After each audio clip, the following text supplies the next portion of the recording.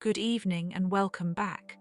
Tonight we'll spend some quiet time with the clothing of ancient Egypt and with the people who wore it, made it, mended it, folded it, and lived their ordinary days inside it.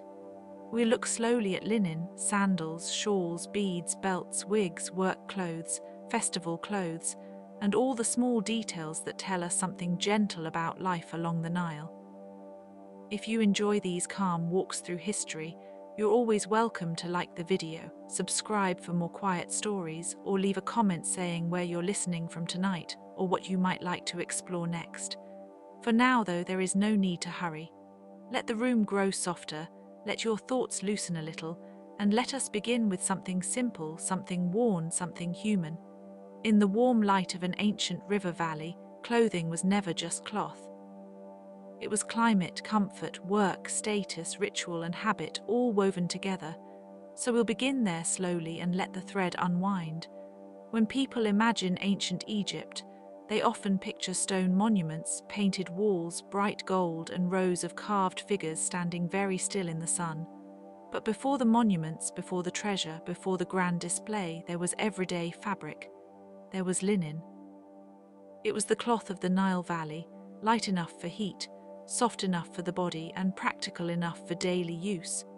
Flax grew well in the river-fed land, and from flax came fiber, and from fiber came thread, and from thread came the simple garments that covered nearly everyone in some form or another. If you were to walk slowly through a settlement beside the river in the early morning, you might see white or pale garments catching the first light, their edges moving gently in the breeze. The fabric itself was often the message.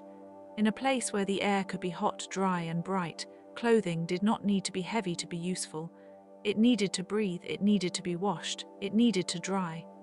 Linen, with its pale color and cool feel, suited that world very well. And yet, even within that simplicity, there was variety. Some cloth was coarse, especially for ordinary labor.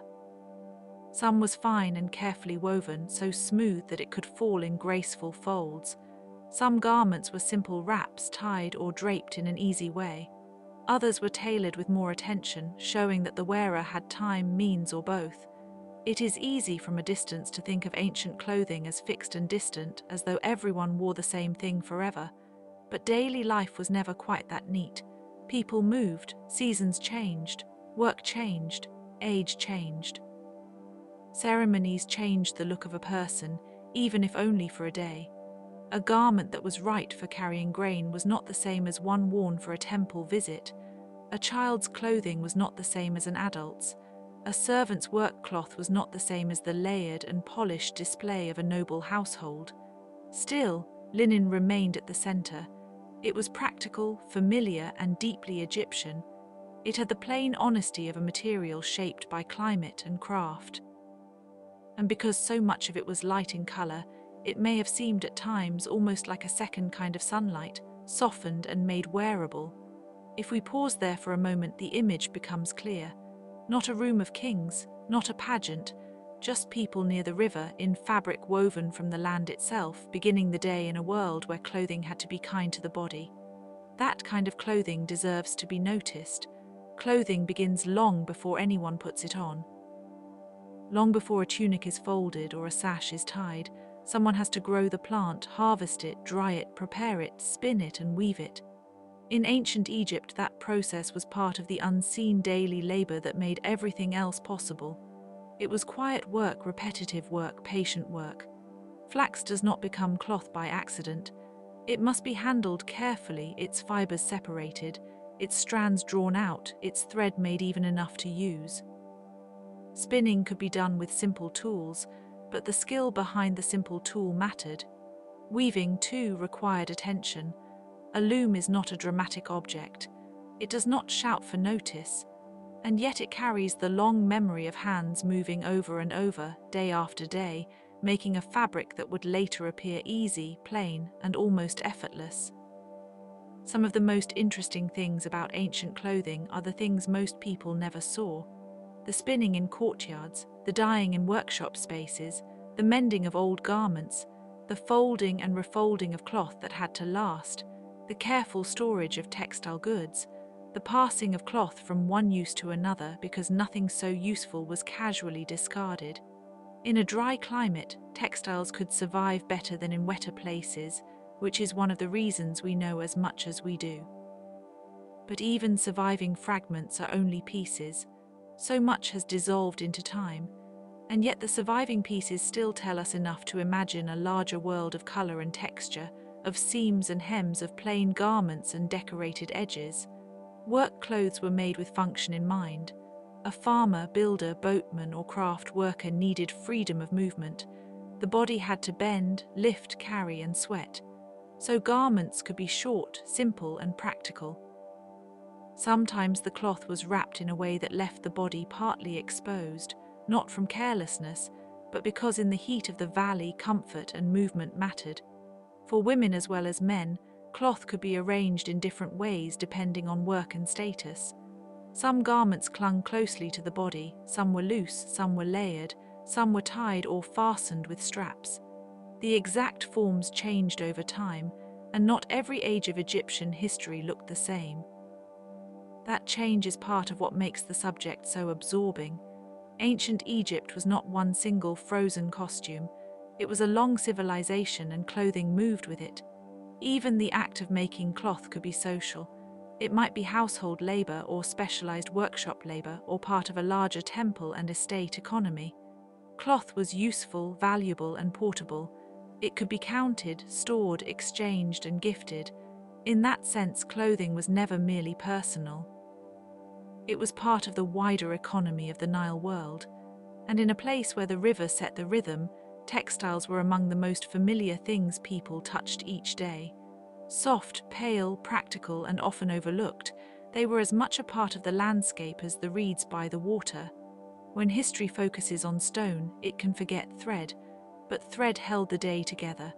For many people, clothing was modest, direct, and easy to wear.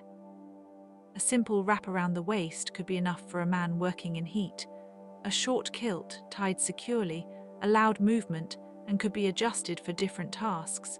Children often wore little clothing at all in warmer months, or garments suited to age and comfort rather than ceremony. The shape of the clothing followed the shape of life.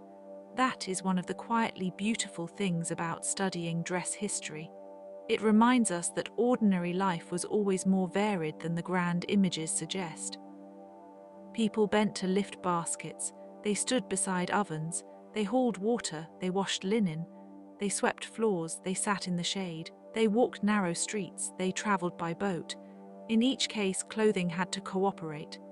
And so ancient Egyptian clothing often seems restrained to the modern eye, but restraint can be its own kind of design. A garment that is not heavy, not fussy, not difficult to tie or clean can become part of the body in a very natural way. The person is not dressed for display alone. The person is dressed for life. There was also a strong visual relationship between clothing and cleanliness. Because linen could be washed and because pale colors showed dirt more easily, a person's clothing could suggest care and order. In a society where appearance mattered, this was not trivial. Clean cloth had meaning. A neat garment might speak of discipline, household care, access to resources, or ritual readiness. We should not imagine, though, that everyone lived in the same way or had the same wardrobe. Egypt stretched over a long time and a long land. A village family, a palace servant, a laborer, a priest, a soldier, and a local official might all wear different things, even if the basic material remained familiar. Climate held them together, while status and occupation pulled them apart. And then there is the matter of comfort. Ancient people were not strangers to comfort. They knew the feeling of cloth that scratched and cloth that eased the skin. They knew the relief of loose fabric in the heat and the irritation of something too tight. They knew the practical value of a garment that could be washed, repaired, and worn again. It is easy to think of history as governed by spectacle, but daily clothing is really a history of small decisions. How much cloth to use, how tightly to weave it, whether to keep it plain or add a border, whether to leave the arms free, whether to wrap or drape, whether to put on sandals or go barefoot. These are small choices, and yet they shape the silhouette of a civilization. If you picture a morning in ancient Egypt, you may begin with the sound of water and birds, but very close behind that, in the ordinary hush of the day, there would also be the sound of cloth being adjusted, tied, brushed, and folded into place. That sound belongs in the story too. The simplest garment can carry a great deal of meaning. In ancient Egypt, what a person wore could reveal something about rank, occupation, ceremony, and social position. Not every difference was dramatic. In fact, some of the differences were subtle, and subtlety is often where history becomes most interesting. A fine garment might be made from better spun linen, with more careful weaving, smoother surface, and a cleaner drape. It might be pleated or arranged in a more elaborate way. A servant or laborer might wear something more direct and practical. An official might appear in a more formal outfit, one that suggested order, authority, and presence. A member of the elite might also wear jewelry, collars, belts, and accessories that added color and weight to an otherwise pale garment. This meant that clothing worked with the rest of the body. A necklace, a wig, a bracelet, a kohl-lined eye, a sandal, and a garment together created a full impression. Ancient Egyptian style was rarely about one object alone. It was a composition, and clothing was one of the main lines in that composition. There is something particularly human in the way status appears through cloth. People all over the world in all periods use clothing to say something without speaking. A certain fabric says one thing, a clean hem says another. A maintained garment, one that has been cared for, repaired, and worn with intention, says something else still. And yet, not every display was a matter of vanity. In many settings, clothing was linked to social order, proper appearance, and the ability to fulfill a role. A priest, for example, might be expected to appear in a particular state of cleanliness and dress. A worker in a field did not need the same finishing touches. Different lives required different visual languages. This is also where the idea of layered identity becomes useful. A person could be at once a parent, a worker, a neighbor, a worshipper, and a member of a household. Clothing could shift with those roles. A festival might require one appearance, a journey another, a burial another still. The body was the same body, but the social meaning around it could change from hour to hour. The long span of Egyptian history adds another layer. Styles changed across dynasties, shapes evolved, decorative preferences shifted. Some periods leaned toward fuller, more elaborate forms. Others preferred tighter or simpler lines. The civilization remained recognizable, but the silhouette did not stand still forever. That is important to remember because it keeps history alive. It prevents the past from hardening into one static image. The people of ancient Egypt were not museum mannequins. They lived through time, and time left its mark even on clothing. If you imagine a street scene now, you might notice how the eye moves. It reads cloth before it reads faces. It notices movement before detail. It sees whether a person is dressed for work or for ceremony, for heat or for display, for the private home or the public temple. Clothing is one of the first ways we understand another person, and it has been that way for a very long time. In Egypt, where public life and sacred life often stood very close together, clothing could quietly bridge those worlds. A garment could be plain and still important. It could be modest and still meaningful. It could be simple and still full of social memory. That is the gentle power of dress.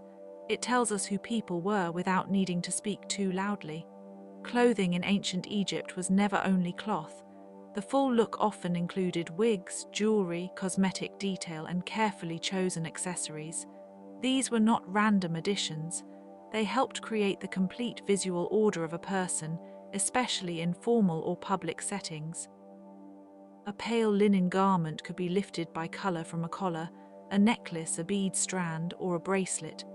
A wig could transform the shape of the head and frame the face in a polished way. Wigs are particularly interesting because they remind us that appearance was managed, not left entirely to chance. In a hot climate, and in a society that valued grooming, shaved heads or closely cropped hair could be practical. Wigs then became a versatile solution, allowing for ceremony, status, and style, without sacrificing cleanliness or comfort.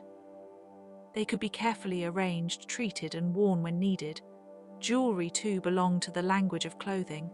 Broad collars, beads, amulets, rings, and earrings added weight and color. Some pieces were decorative, some protective, and some both at once. In a culture where symbol and beauty often met, an ornament could be pleasing to the eye and meaningful to the spirit. The finishing touches matter because they show how clothing was lived, not just worn. A garment rarely existed alone. It was part of a larger routine of preparation. Wash the body, arrange the hair, apply the cosmetics, put on the cloth, fasten the jewelry, step out into the day with a sense of order. There is something restful in that sequence even for us now. It suggests a world where getting dressed was part of making the self ready for the world. Not rushed, not hurried in the modern sense, but deliberate. In the morning heat, with the river nearby and the day beginning, one could imagine the quiet care involved in each movement. Cosmetics also belong to this world. Eye paint, especially around the eyes, appears in Egyptian imagery and in archaeological evidence as part of daily appearance and care. It may have had practical uses as well as symbolic ones. It completed the face the way jewelry completed the body, drawing attention to the person as a whole. And then there were the tiny objects that often vanish from grand historical summaries: pins, cords, clasps, beads, small ties, and the little repairs that kept everything in place. A civilization is not only built by kings and builders, it is also held together by the small things that keep cloth from slipping, tearing, or coming undone. If you have ever folded a favorite piece of clothing and set it aside carefully, you already understand something ancient. People have always kept important garments ready for use.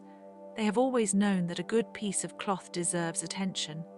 And when the clothing was also part of identity, ritual, or authority, that attention became even more meaningful.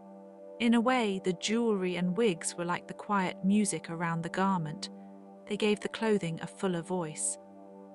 Women's clothing in ancient Egypt shifted across time, as all clothing does, but it often reflected the same broad principles of comfort, order, and social meaning. A woman's garment might be simple and close-fitting, or draped and layered, depending on period, place, and status. In art, we often see long, elegant lines that emphasize the body's shape. Those images can be beautiful, but they should not trick us into thinking there was only one way for women to dress. Real life was broader and more practical than a single artistic convention. Household work shaped clothing. So did motherhood, age, climate, and rank. A woman working inside the home, tending children, preparing food, or managing textiles might choose garments that allowed movement and comfort. A woman associated with wealth or formal display might wear richer ornamentation and more deliberate styling.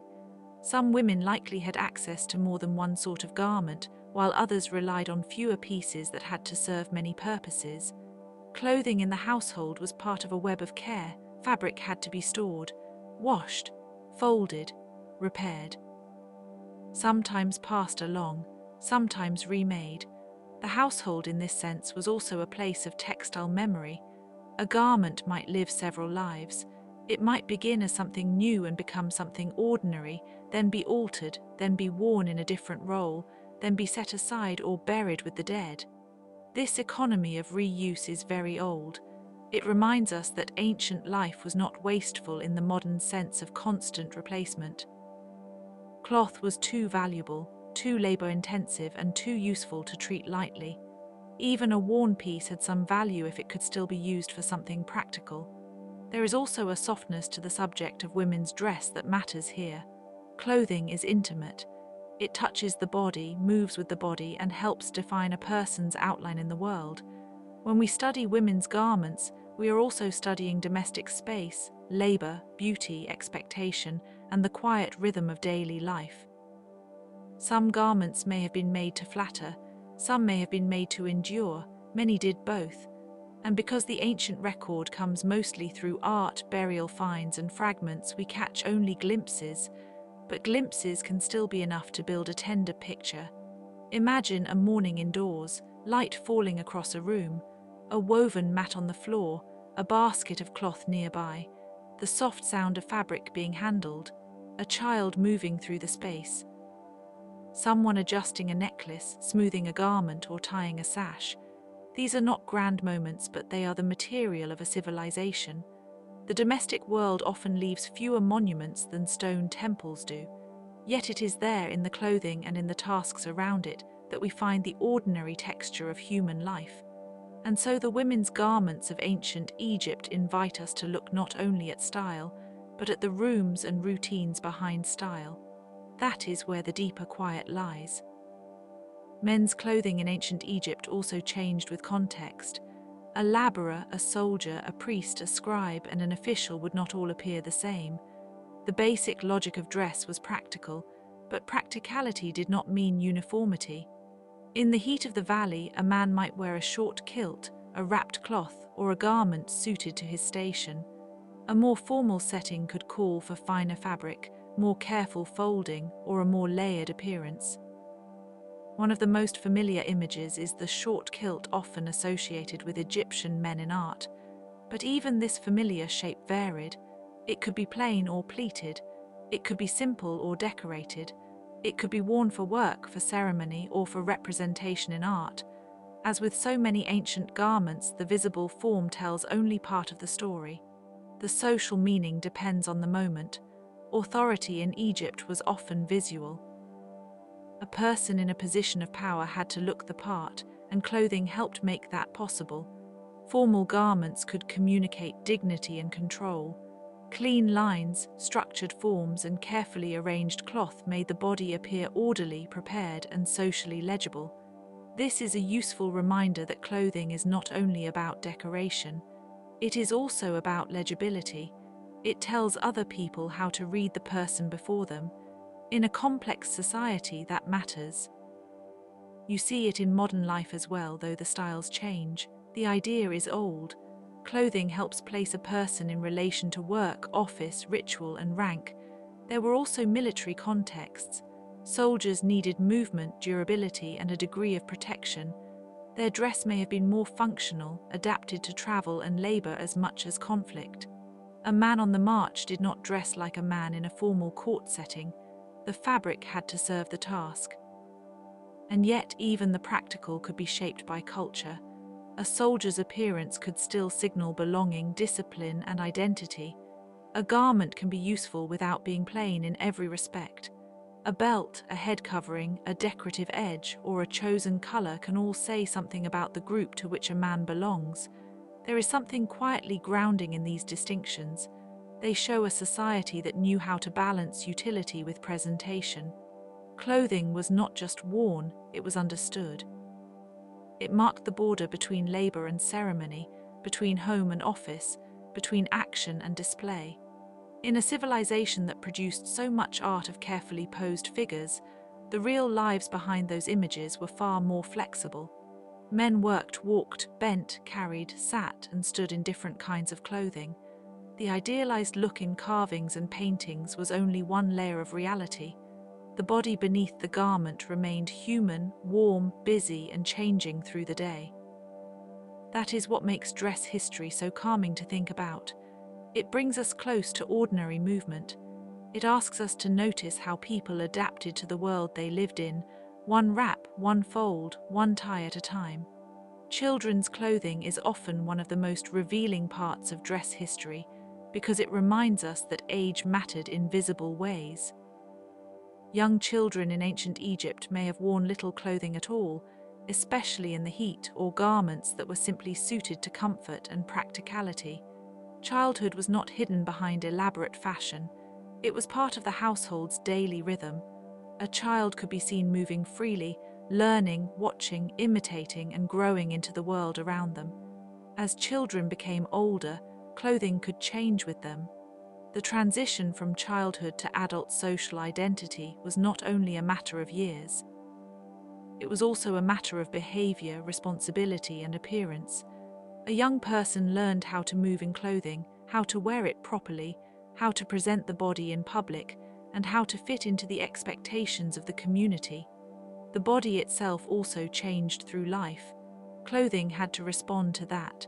A child's garment, a young adult's garment, and an older person's garment would not necessarily serve the same purpose. Age brings new needs, and ancient Egyptians understood that the human body is not static. This may seem obvious, but in history it is worth pausing on. Too often the past is flattened into a collection of adult images, yet children were everywhere. They played in courtyards, they helped with small tasks, they learned household routines, they observed ceremonies, they grew up in the very fabric of daily life, quite literally. Old age too deserves attention. An older person might dress with more simplicity or with garments that emphasized dignity and function. Comfort could matter more. Ease could matter more. A well-worn cloth repaired over time might have been perfectly appropriate. There is dignity in wear after all. A garment that has lived a long life is not lesser for it. It is familiar and often trusted. The human body in Egypt lived under strong sunlight, in heat, in dust, and in motion. So the relationship between clothing and skin was practical and constant. People had to think about shade, movement, irritation, cleanliness, and breathability. The body was not an abstraction. It was the center of daily experience. Ancient clothing systems often seem remote until we remember that they were designed for real bodies in real weather under real pressures. Once that is clear, the garments become easier to imagine and easier to feel. A child tugging at a hem, an older person adjusting a wrap, a young adult preparing for a festival. These small acts are the quiet gestures of history. And because clothing is worn so close to the body, it can carry memory in a very intimate way. A garment remembers the shape of its owner, it remembers movement, it remembers warmth, washing, sunlight, and time. That is a gentle thought to carry forward. If cloth was the first layer of clothing, sandals were often the second layer of civilization.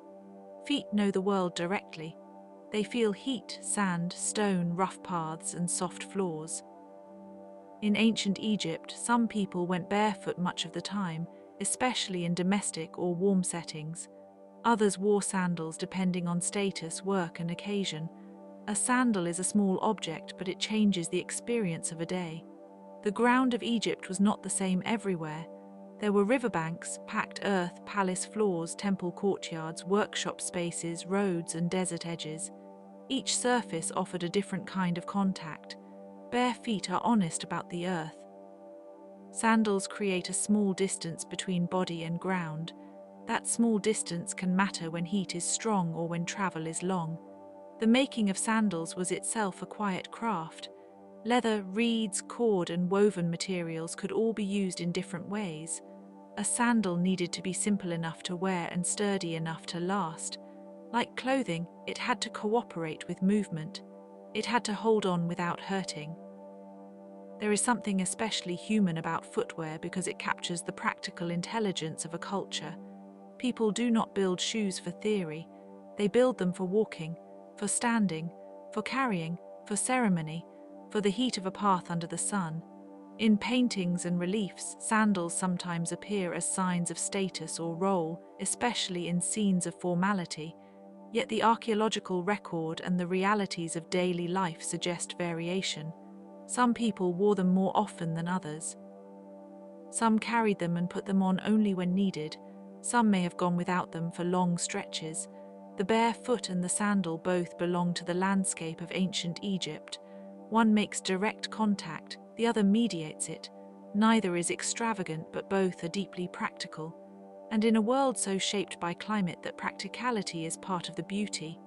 Imagine the quiet sound of a leather strap against the heel, or the faint rustle of reeds underfoot. These are small sounds, easy to overlook. Yet they help us enter the material world of the past. Clothing is often studied from the top down, starting with kings and temples, but shoes remind us to look lower, nearer the earth where ordinary movement happens.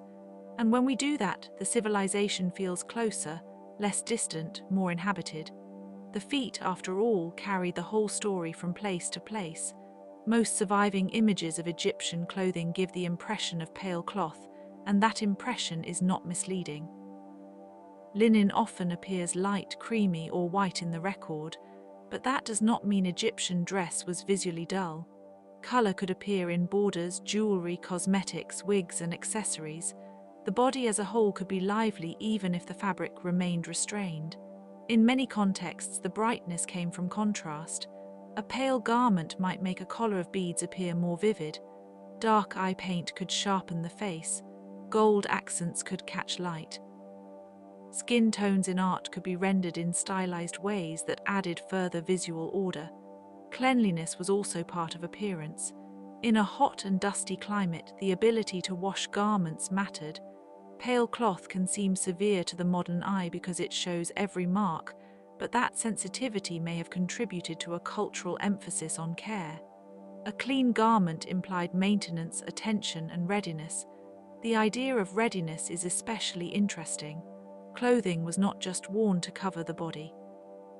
It prepared the person for contact with others, with work, with ceremony, and with the gods. In many ancient societies, appearance was tied to moral and social order. Egypt was no exception. A well-kept body and a well-kept garment could be part of the same idea. Not perfection exactly, but order. Not vanity alone, but proper arrangement. That is why clothing history often touches larger ideas about civilization itself. The way people dress says something about the way they understand balance, purity, and place. Still, we should be careful not to turn cleanliness into a simple rule. Ancient life involved labor, sweat, dust, and routine washing.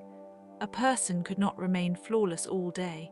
Clothing had to function in the real world, so the question was not whether one could stay untouched, but whether one could remain appropriately presented within the demands of life. That is a very human standard, and perhaps a forgiving one. There is also a faint contrast between the visual simplicity of garments and the richness of the broader scene. Egyptian life included painted walls, colored amulets, carved objects, and bright ritual spaces. The clothing may often have been light in tone, but it existed within a world of color.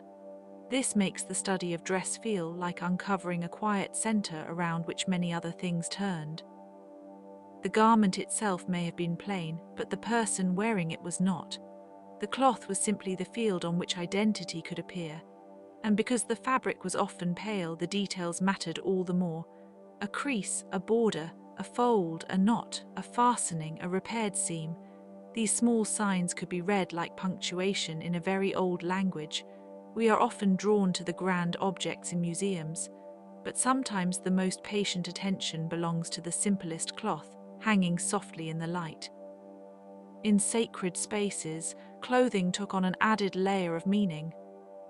Priests and ritual attendants in ancient Egypt were often expected to present themselves carefully, with an emphasis on purity, cleanliness, and controlled appearance.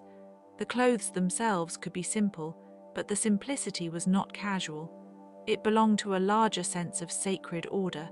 A temple was not an ordinary workplace. It was a place where daily routines and divine presence met. In that setting, what one wore was part of the proper performance of service. The cloth helped define the body as ready for ritual action. It created a boundary between the everyday and the consecrated. This is one reason why Egyptian clothing history is so interesting. It is not only about fashion in the modern sense, it is also about function in spiritual and social life. Clothing helped maintain the world as it was supposed to be. It supported cleanliness. It marked role. It reflected discipline. The priestly body may have been cared for in specific ways before entering certain sacred contexts. The garment then became part of that preparation, as important in its own quiet manner as any spoken formula. Clothing could be a form of order, and order itself was meaningful. In temple scenes, figures are often shown with stylized precision. Their garments may look balanced, deliberate, and slightly idealized. That visual regularity is not accidental. It suggests a world where ritual form mattered deeply, where every element of appearance carried intention. Yet even here, the human reality remains close.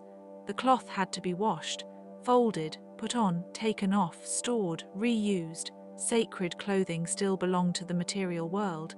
It still came from flax, from loom, from labor. It did not descend from the sky already complete. There is a quiet humility in that fact. Even the most formal garments were born from ordinary hands, and for those who served the temples, the clothing likely shaped how they moved through the day. A ritual role asked for a particular kind of bodily presence. The garment helped create that presence. It was part of stepping into a different mode of being. We can imagine the stillness of that, not dramatic stillness, but composed stillness. A person pausing before a sacred task, aware of the cloth on the skin, the cleanliness of the body, the shape of the moment. The temple world reminds us that clothing can be devotional without being ornate. It can be plain and still solemn, simple and still exacting. In that way, Egyptian sacred dress reflects a broader truth about the civilization. Order was often made visible through small, repeatable acts. Not every day in ancient Egypt was an ordinary day. There were festivals, processions, ceremonial gatherings, and special occasions that changed the feel of clothing. On such days, people might wear their best garments, their cleanest cloth, or jewelry reserved for meaningful moments. The ordinary could be lifted into something brighter, not by abandoning simplicity, but by giving it more care. Festival dress likely made use of the same broad wardrobe, but arranged with greater intention. A smoother garment, a better fold, a polished accessory, a more deliberate presentation of the body. Sometimes the difference between a workday and a festival day is not a different world at all, but a more attentive version of the same world. Ancient Egypt was rich in ritual time. The calendar included moments when the boundaries of daily life loosened a little, and clothing became part of the occasion. People gathered, music might be heard, movement in the streets or temple surroundings would draw attention to the collective body of the community. Clothing then became part of the shared atmosphere. It is easy to picture festival garments as extravagant, but even modest clothing can feel celebratory when it is clean, orderly, and carefully arranged. A well-kept linen piece, bright in the sun, may have been enough to signal that the day mattered, and for the elite, special days offered further opportunities for display. Richer fabrics, more ornament, and more elaborate styling could appear in public, but again, the point was not only beauty, it was participation in a social and sacred rhythm. To dress appropriately was to belong appropriately. The special day also gives us a way to think about contrast. If most days were practical and restrained, then a festival might heighten the usual patterns rather than replace them. The same family, the same streets, the same temples, but with a stronger sense of occasion. Clothing helps create that feeling of difference. We might imagine the care taken with the garment before leaving home, smoothing a fold, adjusting a necklace, checking the fit of a sash, looking once more in a polished surface if one was available, or simply using habit and memory. The body ready to enter public space. These small preparations are deeply familiar. Across cultures and centuries, people have always had days when they wanted to look just a little more complete. Ancient Egypt was no exception. And because the civilization placed such importance on ritual order, those special days carried the weight of both celebration and reverence. Clothing stood at that intersection, quietly doing its work. One of the most calming things about studying ancient clothing is realizing that it did change, but gradually, and in ways that can be traced across long spans of time. Egypt did not freeze its style in one year and keep it unchanged for millennia. Early periods, middle periods, and later periods each had their own preferences. The broad shape of Egyptian dress remained recognizable because climate and material culture stayed influential, but details evolved. Sleeves, pleats, lengths, drapes, and decorative habits shifted. So did hairstyling, ornament, and the way garments were represented in art. This matters because it keeps history alive. If clothing changes, then people are still making choices. They are still responding to taste, availability, social expectations, and the practical needs of the body. A garment is never only a garment. It is a record of decisions. In some periods, the clothing appears fuller or more elaborate, with layered textures and decorative surfaces. In others, the forms seem more direct. The long arc of Egyptian civilization includes both restraint and embellishment, both smooth continuity and visible nuance. We should also remember that art and reality are not the same. Tomb paintings, statues, and reliefs often present idealized clothing, arranged to emphasize order and dignity. Real garments worn in daily life may have been simpler, more worn, more altered, or more functional than the art suggests. Still, art is valuable because it reveals what a culture wanted to display. And what a culture displays is often as revealing as what it uses privately. A fine garment in one era may have looked different in another. A noble outfit in the Old Kingdom is not identical to one in the New Kingdom. Even within a broad tradition, tastes move and the eye moves with them. That is a gentle reminder that the ancient world was not motionless. When we think of fashion over time, it is tempting to imagine loud reinvention. But change is usually softer than that, more like a slow turning of cloth in the hand, more like the widening of a fold, more like the introduction of a new detail while the old shape remains. This slow change is one reason the clothing of Egypt can feel so serene to study. It never rushes. It evolves the way a river changes its course, almost imperceptibly while still shaping the land. The people themselves would not have thought of their dress as timeless in the way modern museums do. They would have known what was appropriate now, what was proper for a role, what looked well in a given context. Fashion was practical and social long before it was historical. So when we look across the centuries, we are not seeing a single costume. We are seeing a civilization dressing itself again and again, one generation at a time. That is a very long and very human habit. Cloth has a life of its own. It is cut, folded, worn, stained, washed, repaired, stored, passed on, and eventually worn out. In ancient Egypt, this material life mattered as much as the finished appearance. The garment did not simply appear, fully formed in a wardrobe. It had a history. That history might include the labor of the textile worker, the storage of fiber, the spinning of thread, the weaving on a loom, the trimming of edges, and then the years of use. Some pieces would be precious, others ordinary. Some may have been made for special contexts, others for everyday need, but all of them existed within a cycle of maintenance. Repair is one of the most human things about clothing. A torn seam can be mended, a worn edge can be adjusted. Cloth can be reused in smaller forms. A garment becomes a rag, a wrap, a lining, a cover, or a piece of another object. Nothing useful is entirely finished until it can no longer serve at all. In a dry land, some of these details survive in ways they might not elsewhere. Fragments of textiles, preserved in burial contexts or dry environments, allow us to glimpse weave patterns, thread quality, and craft skill. Even damaged cloth can be beautiful to study because it retains evidence of touch. The material life of cloth also reminds us of economy. Textile production required time and skill, which made cloth valuable. That value shaped how people used, stored, and distributed garments. In many households, cloth would have been one of the more important movable possessions. It was not just something to wear, it was something to keep. And because the climate encouraged light fabrics, the relationship between body and cloth was intimate but not heavy. The garment rested lightly on the person, moving with them rather than burdening them. That physical quality may be one reason Egyptian dress feels so visually calm in art. But calm does not mean simple in a shallow sense. A simple garment can hide a very complex chain of work behind it. And the more we notice that chain, the more respect the cloth earns. There is an almost meditative quality to thinking about the daily life of textiles. A thread drawn out, a woven edge, a careful fold, a repaired hem. These are small acts repeated countless times, and together they sustain the look of an entire civilization.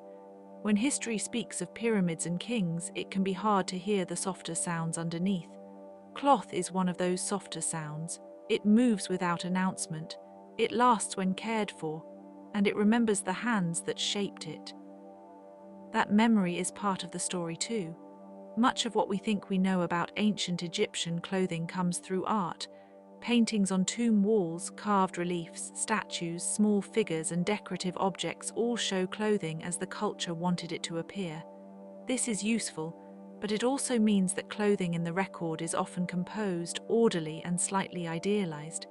It is part evidence and part memory. Art tends to simplify. It chooses the angle, the line, the silhouette, the visible detail that matters most to the artist and the patron. A garment can therefore become a symbol of role, age, or status. What is shown is never only the cloth.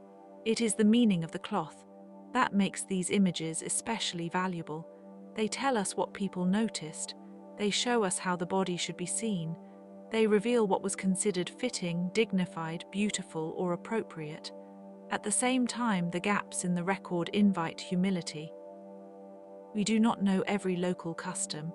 We do not know every work garment, every household variation, every weather adjustment, every special piece saved and worn only occasionally. We can only infer carefully from the surviving traces, and yet the traces are enough to build a broad picture. A world of linen, ornaments, wigs, sandals, wraps, and clean lines. A world where appearance had social force, but where comfort and climate never stopped mattering. A world where clothing was both practical and symbolic. If you look at enough Egyptian images, you begin to see repetition, and repetition in art often means importance. The same garment shapes appear again and again because they were meaningful to the people who made and viewed them. The eye learns the language by seeing it repeated. For us too, the images become familiar. A standing figure, a flowing kilt, a close-fitting dress, a broad collar, a shaved head or wig, a sandal, a smooth linen surface. These shapes settle into memory like a quiet pattern, and memory is important here because clothing is one of the most human forms of culture. It is made to be lived in. It carries touch. It changes with time. It marks belonging. It survives sometimes as a fragment. And even the fragment can be enough to wake an entire world. That is what ancient dress often does. It opens a small door into the daily imagination of a people. A civilization can be remembered through its monuments, certainly, but it can also be remembered through the feel of cloth against skin, through the way a sleeve fell, through the way a belt was tied, through the shape of a sandal strap in the dust. These are tiny memories, but tiny memories are still memories. Looking back now, it is easy to see ancient Egyptian clothing as something distant and complete, as though the whole subject has been safely stored in the past. But if we linger with it a little longer, it becomes more intimate. We begin to notice that clothing in Egypt was shaped by the same things that shape clothing anywhere: climate, labor, identity, ritual, cost, skill, beauty, age, and the practical realities of the body. The forms were ancient, yes, but the concerns were familiar. A linen garment is not so far from a modern piece of summer clothing in spirit. A sandal is not so far from the simple wish to walk comfortably. A bead collar is not so far from a person choosing an ornament for a special day. A repaired seam is not so far from someone trying to keep a favorite piece in use. These continuities make the past feel close without making it less ancient. The Egyptian valley was a place of bright sun and regular rhythms. Clothing there was adapted to that rhythm. It was light, washable, useful, and visually clear. But within that clarity there was a great range of human experience. Poor and rich, worker and priest, child and elder, each had their own relationship to cloth. And because Egypt was a long-lived civilization, clothing also became a way of marking time. Not just personal time, but historical time. The changes in style across centuries show us how the same culture could remain recognizable while still slowly transforming. That may be one of the most comforting things about history. It reminds us that change does not always arrive all at once. Often it comes quietly in the fold of a garment, in the cut of a cloth, in the preference for one shape over another. If you imagine the wardrobes of ancient Egypt now, do not think of them as museum shelves alone. Think of homes, think of workshops, think of hands folding linen after washing. Think of a child being dressed. Think of a worker adjusting a wrap before stepping into the heat. Think of a priest preparing for sacred service. Think of a person choosing jewelry for a festival day. Think of a garment passed from one use to another because it was still good enough to matter. The story of Egyptian clothing is not a story of extravagance alone. It is a story of adaptation, habit, and care. It is a story of thread and climate, of ritual and work, of beauty and usefulness, of the way human beings shape the material world to suit their lives. And in the end, perhaps that is the quietest thing of all. Clothing follows the body, but it also teaches us how a civilization thought the body should move through the day. So if the night is growing deeper now and your thoughts are slowing a little, you can let the images settle. Linen in the sun, a folded kilt, a polished collar, bare feet in dust, a temple garment laid out with care, a child's simple wrap, a repaired seam. A quiet river valley where people dress themselves for heat, for work, for ceremony, and for life. And with that, the fabric can rest, the river can keep moving, and the story can soften into the dark.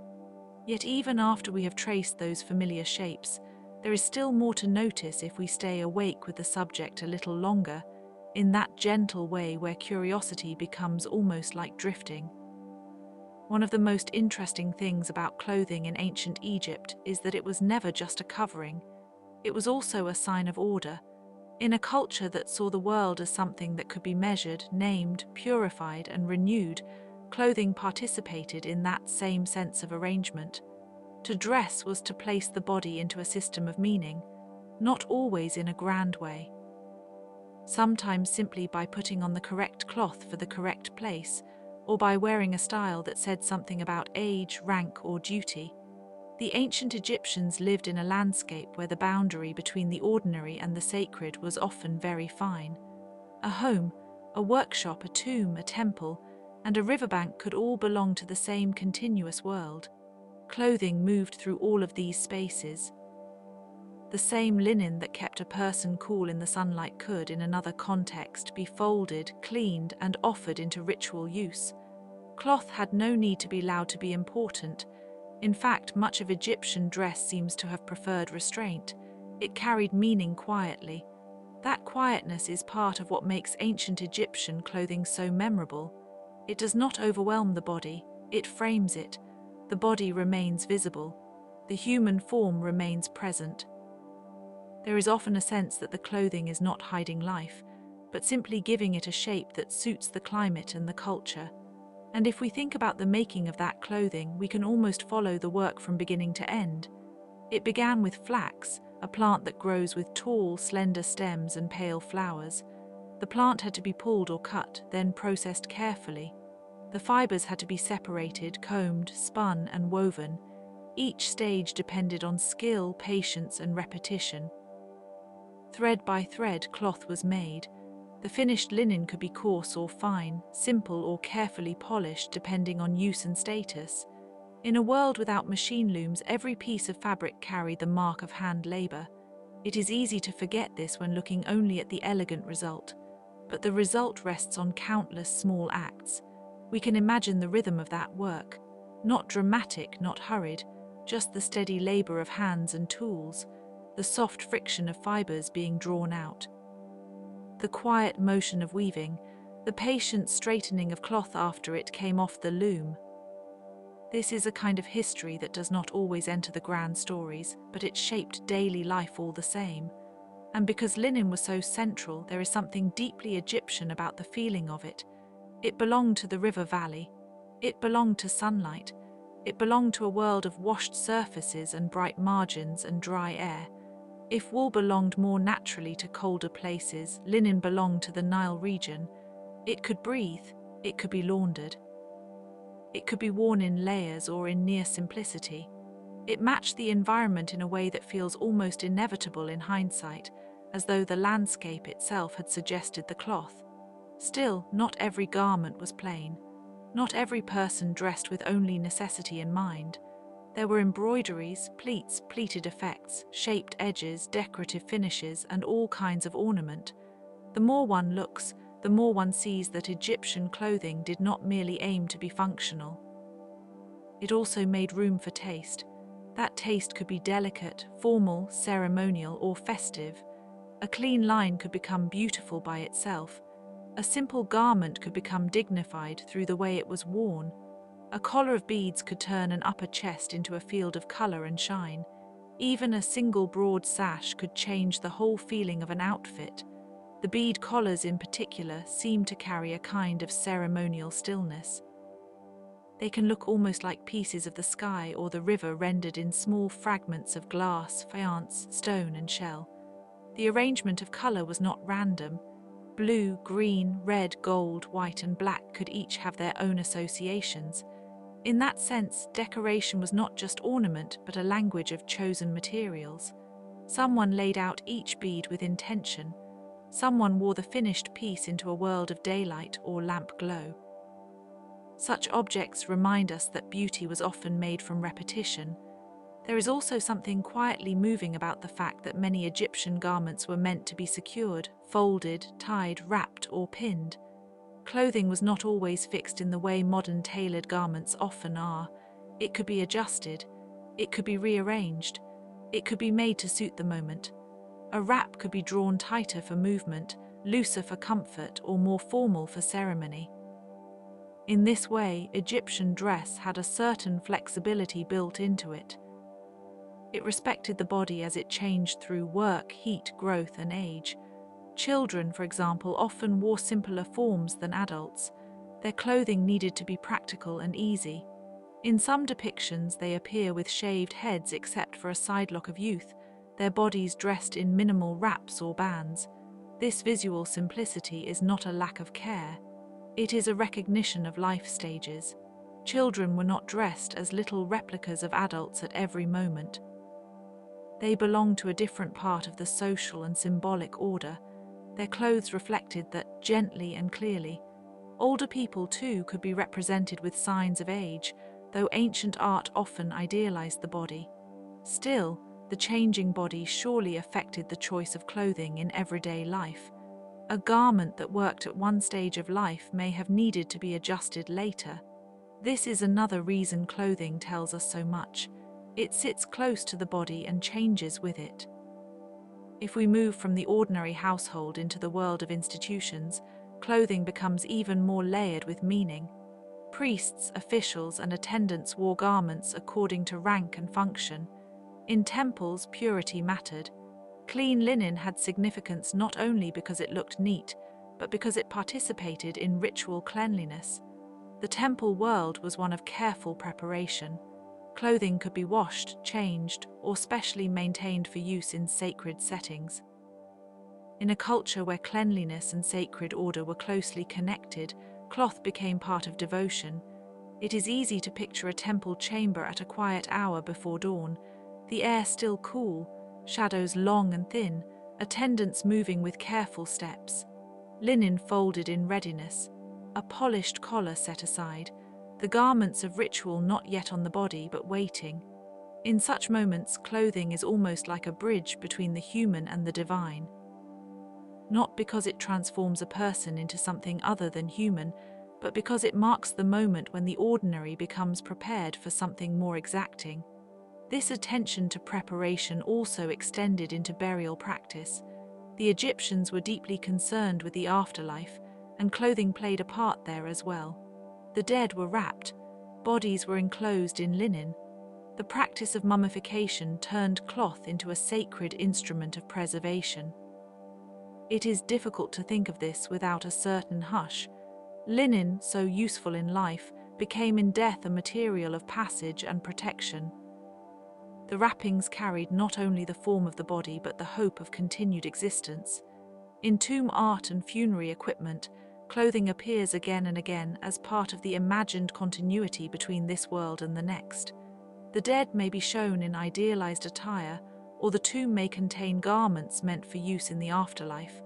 The exact beliefs changed over time, but the impulse remained steady. The person should not be left naked to eternity. They should be provided for. Dress was one form of care even beyond life, and what a quiet kind of care that is.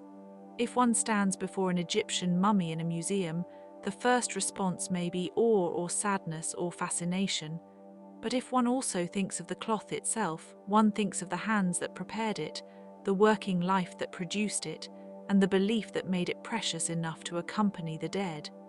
The linen wrapping becomes more than material. It becomes an act of continuation. It says in a restrained and ancient way that a person still matters.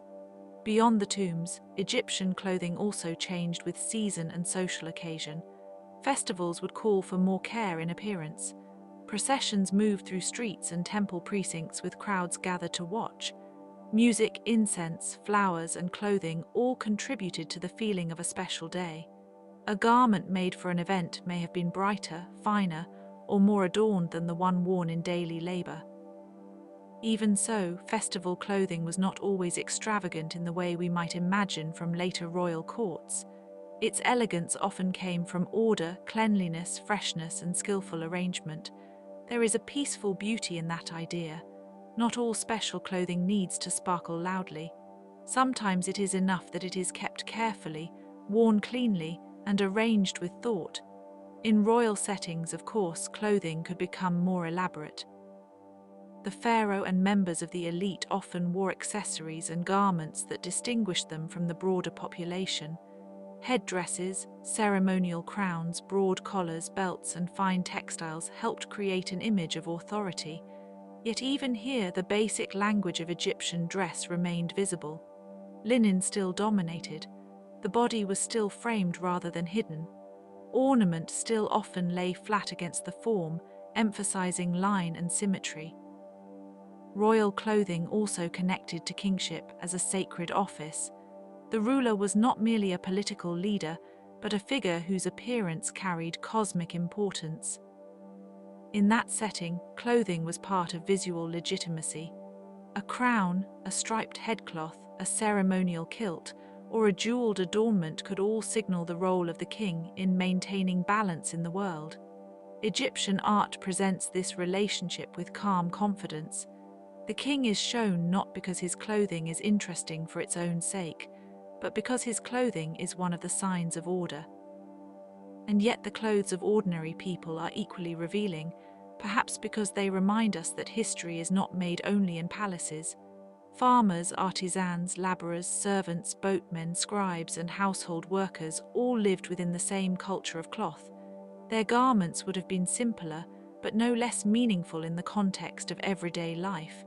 A workman needed ease of motion. A scribe needed neatness. A boatman needed practical dress for the river. A household servant needed attire suited to labour.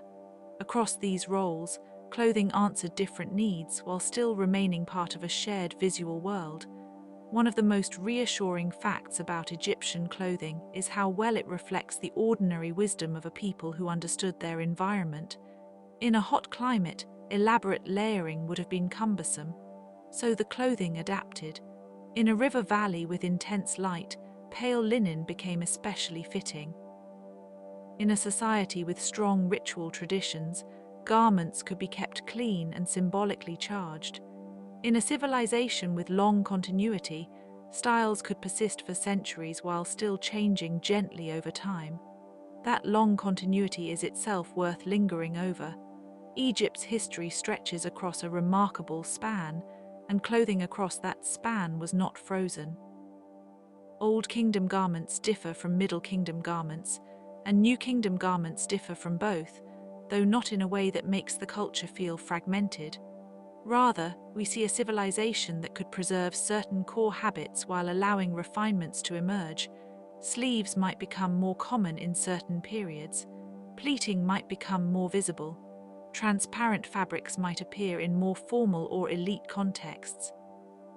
Over time, fashion within the ancient world moved just as fashion always does, slowly, unevenly, in response to taste, influence, contact, and memory. Trade and contact mattered too. Egypt was not sealed off. It encountered Nubia, the Levant, the Aegean world, and many other regions across its long life. Goods moved along roads and waterways. Ideas moved as well. Textiles, dyes, techniques, decorative styles, and foreign fashions could travel into Egypt or inspire local variation. This is another gentle reminder that no ancient civilization existed in complete isolation. Even in the oldest and most seemingly stable societies, the world was wider than a single valley. And when foreign materials or styles entered Egyptian life, they did not simply replace the old. They were absorbed, adapted, or reserved for certain contexts. The result was often not a sudden break but a layered continuity. This is how cultures often live. They borrow, but they also keep. They change, but they do so in conversation with what they already know. The idea of clothing as conversation is a lovely one. Cloth speaks to climate, it speaks to labor, it speaks to status, it speaks to the hand that made it and the body that wears it. In Egypt, it also spoke to the gods, to the dead, and to the long memory of the land itself. The Nile, after all, was the quiet axis of everything. The river made the fields possible. The fields made flax possible. The flax made linen possible. Linen made daily life and ritual life possible in ways that seem, once traced, almost beautifully circular. The river fed the fabric, and the fabric clothed the river people. There is a kind of ancient completeness in that. If we imagine a household near the water, we can picture the practical side of dress without needing to rush. Cloth being washed and dried in the warm air, family members preparing for the day, a mother adjusting a child's wrap, an older relative checking a seam or folding a garment for later use, jewelry kept in a small box or basket, sandals set by the doorway, the morning sun brightening the walls. These are not the moments most likely to survive in dramatic chronicles, but they are often the moments that made up a life. And if we imagine a larger household, perhaps one belonging to a minor official or a prosperous artisan, the scene becomes a little more elaborate but no less human. Storage jars, baskets, stacks of linen, a servant carrying clean cloth, a garment brushed smooth before an outing, a more decorative collar reserved for a feast, a robe or wrap held ready for the evening. The details differ by class, but the underlying patterns of care remain recognizable. This is one of the reasons textile history can feel almost intimate, even across thousands of years. Cloth sits close to bodies, closets, homes, work, and ritual. It carries signs of use. It is touched often. It is washed, repaired, folded, and passed along. Unlike stone or bronze, it is vulnerable, which means that when fragments survive, they feel especially precious. They are survivors of everyday life. Most ancient Egyptian textiles have not survived in large quantities, of course, because organic material decays. What remains is shaped by dry conditions, burial contexts, and the accidents of preservation. This scarcity gives the surviving cloth an almost whispered quality, a fragment of weave, a preserved wrapping, a painted representation of garment folds, a textile impression in ancient resin or mud. Each one is enough to suggest a larger world without fully restoring it. The same can be said of art. Egyptian tomb paintings and reliefs give us many clues about dress, but they are stylized. They show ideals, conventions, and selected realities. They tell us a great deal, but not everything. And that gap, rather than being frustrating, can be quietly beautiful. It leaves room for the imagination to move softly around the edges of what is known. For example, when we look at representations of women's clothing, we often see fitted dresses that trace the shape of the body. But the actual construction, use, and variation of these garments is more complex than a single image can suggest. Were some of the dresses sewn close to the body? Were others tied or arranged differently? How much did styles shift among regions, periods, and social classes? The answers are not always complete, yet even uncertainty has its own place in history. It reminds us that the past was lived, not staged for our clarity. A similar uncertainty surrounds some of the finer details of dress in ancient life. We know much about general forms, materials, and symbolism, but specific practices can remain elusive. How often were garments reused? How frequently were they dyed, if at all? what shades might have been most common in everyday use beyond the evidence preserved by burial contexts and art? These are the sorts of questions that can linger gently in the mind like a half-remembered dream. The silence of the record becomes part of the atmosphere, and yet the known facts already give us a rich enough world. Consider the sandals, for instance. In a place where many people walked barefoot much of the time, sandals had their own significance. They were practical, but they could also be status objects. Some might be made from plant materials, leather, or other available substances. The simple act of putting on sandals could signal readiness for travel, protection, or formal appearance. In art, sandals sometimes appear in scenes of rank or ceremony. They are small things, but they matter. A foot in a sandal is not the same as a foot in the dust. The distinction is physical, social, and symbolic all at once. There is something almost tender in that. The foot, one of the most ordinary parts of the body, becomes a point of attention. A strap, a soul, a way of stepping into the world. Clothing and footwear together teach us that ancient people cared not only about grand appearances, but also about comfort, movement, and the practical thresholds of daily life. Belts and sashes deserve the same kind of attention. A belt does not only hold fabric in place, it creates shape. It divides the body. It can support tools, mark a status, or simply bring order to a loose garment. The line at the waist becomes a visual hinge. Ancient Egyptian art often makes use of that hinge because it helps organize the figure. In many depictions, the eye rests naturally on these simple structural choices. What might seem minor in a modern wardrobe can become one of the main ways a civilization styles the human body. Headwear, too, deserves a quiet pause. Some people shaved their heads or kept hair short for practical and hygienic reasons, then used wigs or headdresses for special occasions or social display.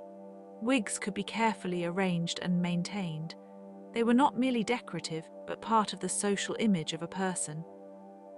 This gives us another glimpse into the relationship between nature and artifice in Egyptian life. A head could be bare, shorn, covered, adorned, or transformed according to context. Nothing about that is haphazard. It is all part of a culture that understood appearance as something to be managed thoughtfully. At the same time, hair itself remained meaningful. The body was never absent from the symbolism of dress. Some individuals may have worn specific hairstyles as markers of youth, status, or religious role. Youthful sidelocks, braided hair, and other styles appear in Egyptian visual culture with enough regularity to suggest their importance. The head, as a visible and expressive part of the body, could communicate age, identity, and ceremonial state even before any garment was added. If we take a step back, we can see that ancient Egyptian clothing was woven from several overlapping concerns. Climate required lightness, labor required freedom of movement, religion required cleanliness and order. Social hierarchy required distinction. Beauty required ornament and balance. Burial practice required preservation. And all of it together required a textile culture sophisticated enough to support these different demands.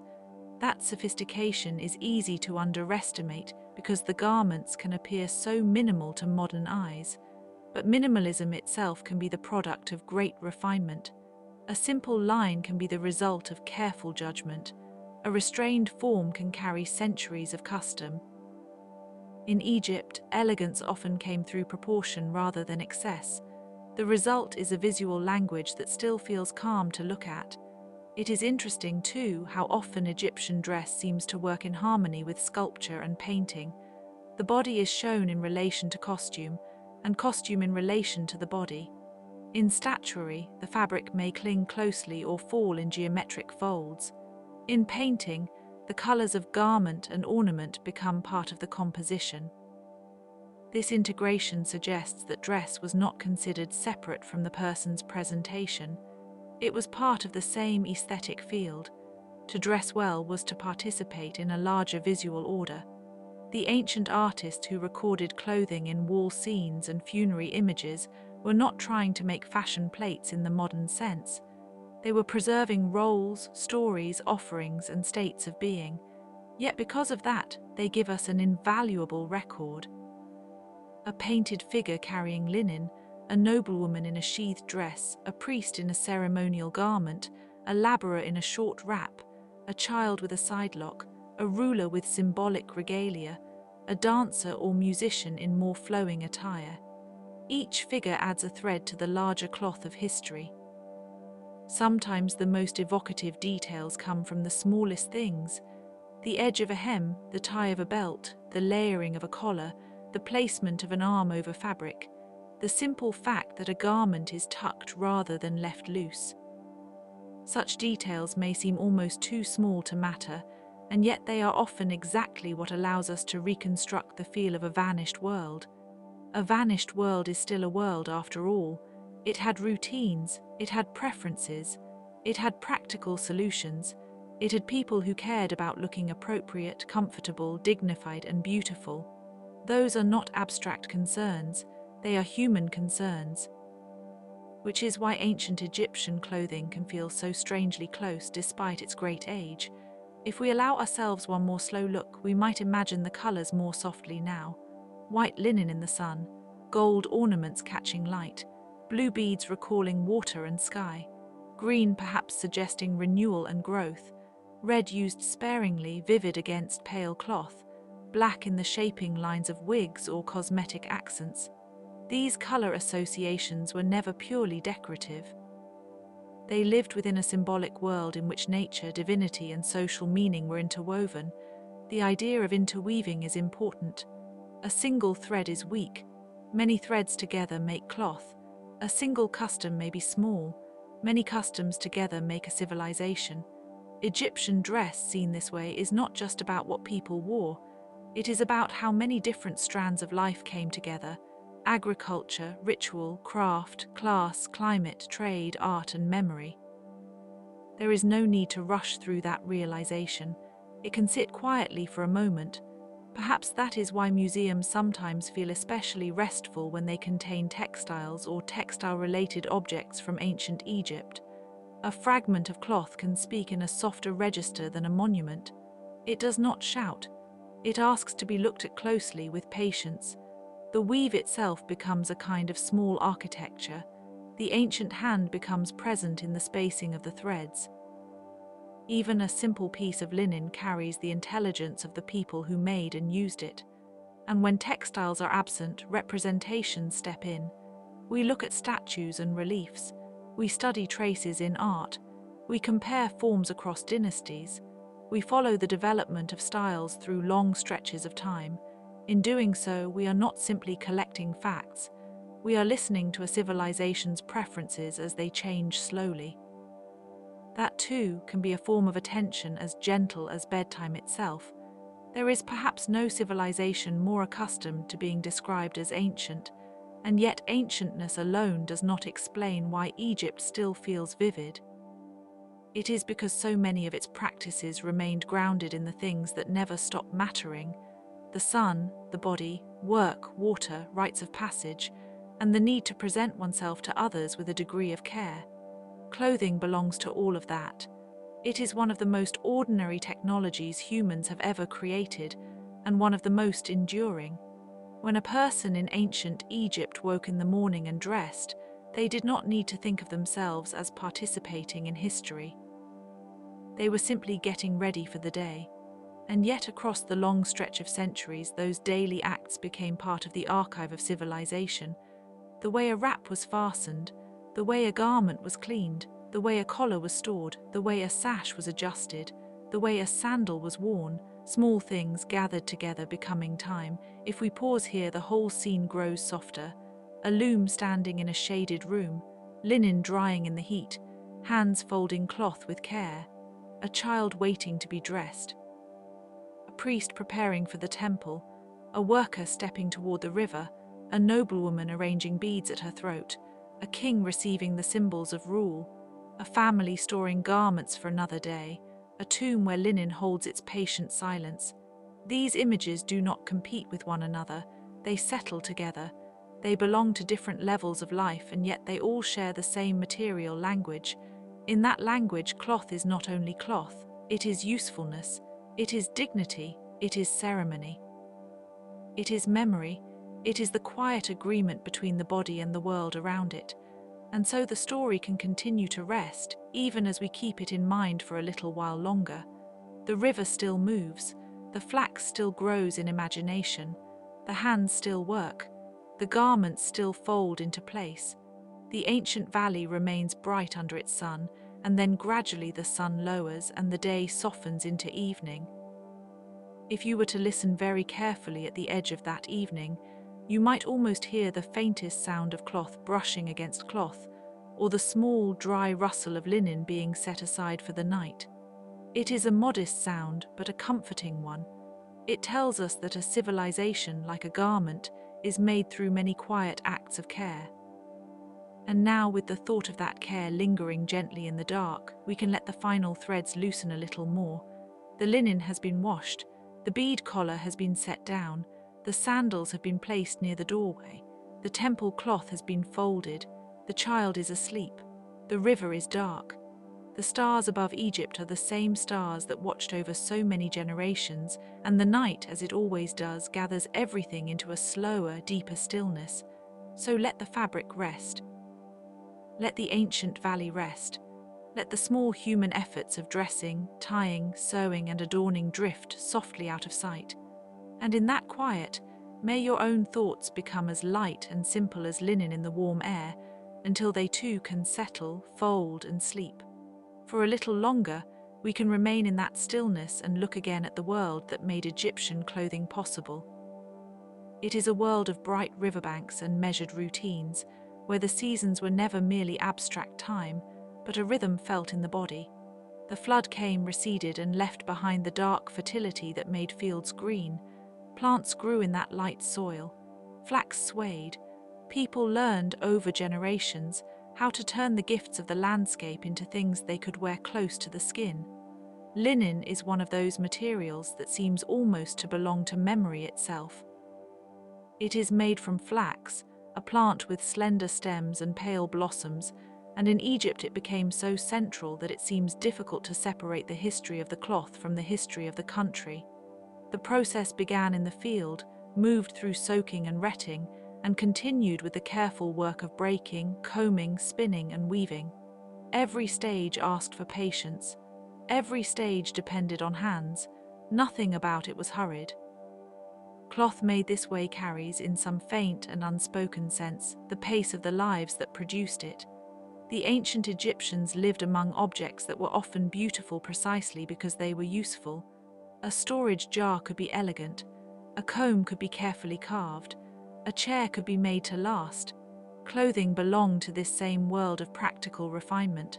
To wear linen was to enjoy relief from heat, but also to participate in a culture that knew how to make ordinary things graceful.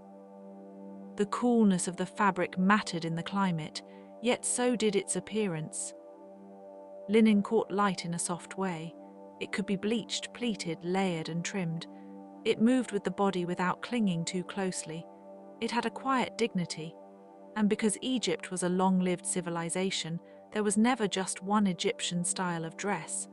There were changes and there were continuities, and there were regional and social differences, all unfolding slowly through dynasties that now sound to us like names in a deep archive. The clothing of the Old Kingdom was not exactly the clothing of the New Kingdom. The preferences of the early periods were not always those of the late ones, yet certain broad habits endured. Linen remained central. The body was often wrapped rather than tailored. Beauty came through line, drape, sheen, pleating, and ornament rather than through heavy construction. The garments seem, in many cases, to have been shaped by air itself. One can imagine how this felt in a daily life that was intimate with sunlight. A wrapped garment allowed the skin to breathe. A white or pale robe reflected heat. A narrow band across the waist could anchor a longer cloth. A kilt could free the legs for work. A shawl or mantle could be adjusted as needed. A wider cloak might be useful in cooler moments or in ceremony. The same basic cloth could belong to labor, domestic life, ritual, or display, depending on how it was arranged. This flexibility is one of the quiet marvels of ancient clothing. It did not require many parts to create many meanings. The people who lived along the Nile also lived with a strong awareness of order. Egyptian art shows this in its balance and frontality, in its careful proportions, in the repeated emphasis on stability and clarity. Clothing often participates in that same order. It frames the body. It signals status. It can mark age, rank, office, gender, and occasion. Yet it does so with a calm restraint that feels very different from the visual excess of some later empires. Even when ornament became more elaborate, the underlying structure often remained composed. There is something almost architectural in the way a garment can rest around the body like a small, portable shelter. Perhaps that is one reason why tomb paintings and statues are so useful when we try to understand dress. They preserve posture. They preserve line. They preserve the sense that clothing was not isolated from the person wearing it, but part of the whole figure. A painted man in a linen kilt, standing with one foot forward, is not only a person in a garment, he is a person made legible by the garment. A noblewoman in a fitted dress, adorned with bracelets and a broad collar, is not merely described by the cloth, she is presented through it. The same is true of a priestly figure in ritual vestments, or a king in symbolic regalia. Clothing here becomes a language of presence. At the same time, the evidence is incomplete, and this incompleteness gives the subject a certain softness. Fabric rarely survives in the ancient world unless circumstances are unusually kind. Dry tombs preserve more than wet earth, burials protect more than the open air, but even preserved cloth can leave questions unanswered. Did a particular pleat have a local meaning, or was it simply fashionable? How often were garments repaired? How many were reused? Were colors more common than the surviving fragments suggest? In many cases, we can only infer from surviving threads, depictions, and traces of tools. The silence of textiles is part of their story. They are everywhere in life and elusive in archaeology, like breath made visible for a moment and then gone. The ancient Egyptians may not have thought of clothing as something to be studied in the abstract, but they certainly understood it as something to be managed. Garments had to be made, stored, cleaned, folded, and when necessary, mended. There were probably households where spinning and weaving were part of the daily rhythm, and workshops where larger production could serve temples, estates, and elite households. The labor behind clothing was often hidden from the finished appearance of the garment, yet the hidden labor is part of the beauty, even if it remains unseen. A clean, crisp piece of linen implies many earlier hours of attention. A simple hem implies someone's patience. A bead net or embroidered detail implies hands that sat with the work long enough for the pattern to emerge. We can think gently, too, about the social life of garments. In a world without modern closets and mass retail, clothing could be a valuable possession. It might be gifted, inherited, listed in inventories, or dedicated to a temple. The finest textiles may have been treasured as much for what they represented as for what they were made of. A garment could be a marker of affection. It could belong to a family memory. It could be part of a dowry, a burial assemblage, or a ceremonial offering. The fabric passed through lives. It was touched by different hands. It absorbed the ordinary fragrances of living rooms, workspaces, and storage chests. It remembers in its way the people who used it. The climate of Egypt also influenced not just the material of clothing but the feeling of it. In a hot and dry landscape, the body is always negotiating with light and air. Heavy cloth would be cumbersome. Thick layers would be uncomfortable for much of the year. Linen answered the climate with quiet intelligence. It suited the environment without announcing itself. This is sometimes true of the most successful human inventions. They do not shout their cleverness. They simply fit. They become part of the everyday world so completely that their adaptation looks natural. And yet the idea of natural is never the whole story. Clothing is culture made visible. Even a garment chosen for practical reasons becomes part of a shared aesthetic. Egyptian dress reflects a civilization that valued cleanliness, order, and visual clarity. White linen especially suggests these values. White was not always easy to maintain. It required washing, care, and attention to stain and dust. To keep cloth pale in a dusty environment took effort, so the appearance of freshness on a garment could itself be a sign of maintenance and respectability. This is one of the lovely paradoxes of ancient clothing. Simplicity can require work. The quiet look can be the result of long effort hidden from view. If we linger on that thought, we might imagine the domestic spaces where cloth was handled. A shaded courtyard, a room with baskets of flax fibers, a low stool, a loom set upright or horizontal depending on time and place, someone drawing thread through their fingers, someone else humming softly while the work continued. A child learning to pass a spindle or to sort fibers, a household not unlike many others in the ancient world, where the making of clothes was intertwined with the making of daily life. Such scenes are not dramatic, but they are foundational. Civilizations are often held together by the things repeated without fanfare. The Egyptians also lived with clothing as part of ritual identity. Priests wore particular linens in temple contexts, and purity concerns influenced what could be worn and when. In many religious settings, the condition of the body and the condition of the garment were related. A fresh garment could signify readiness. A clean cloth could signify respect toward the divine. In this way, clothing becomes more than protection or adornment. It becomes a small, visible expression of inner and communal order. To dress properly for a ritual was to step into a larger pattern of meaning, one that linked human action to cosmic harmony. This association between clothing and order extends into funerary practice as well. The dead in ancient Egypt were not simply left behind. They were prepared, wrapped, tended to, and placed within a framework of belief about continuity and transformation. Linen bandages, in particular, became one of the most recognizable materials of Egyptian burial.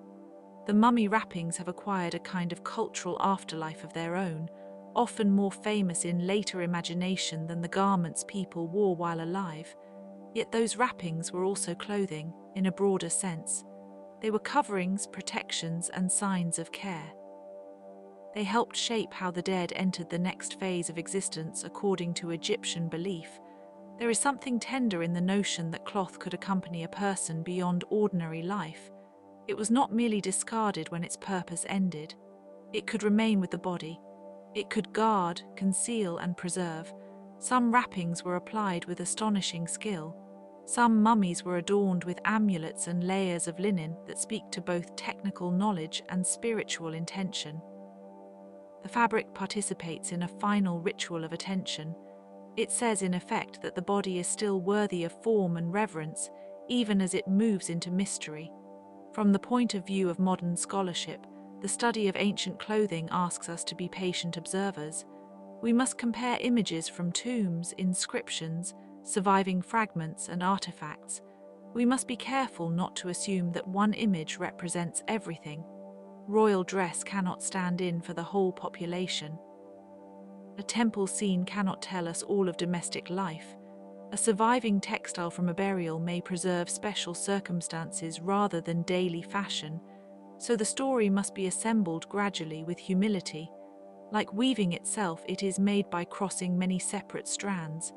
That method of gathering evidence has a quiet beauty of its own.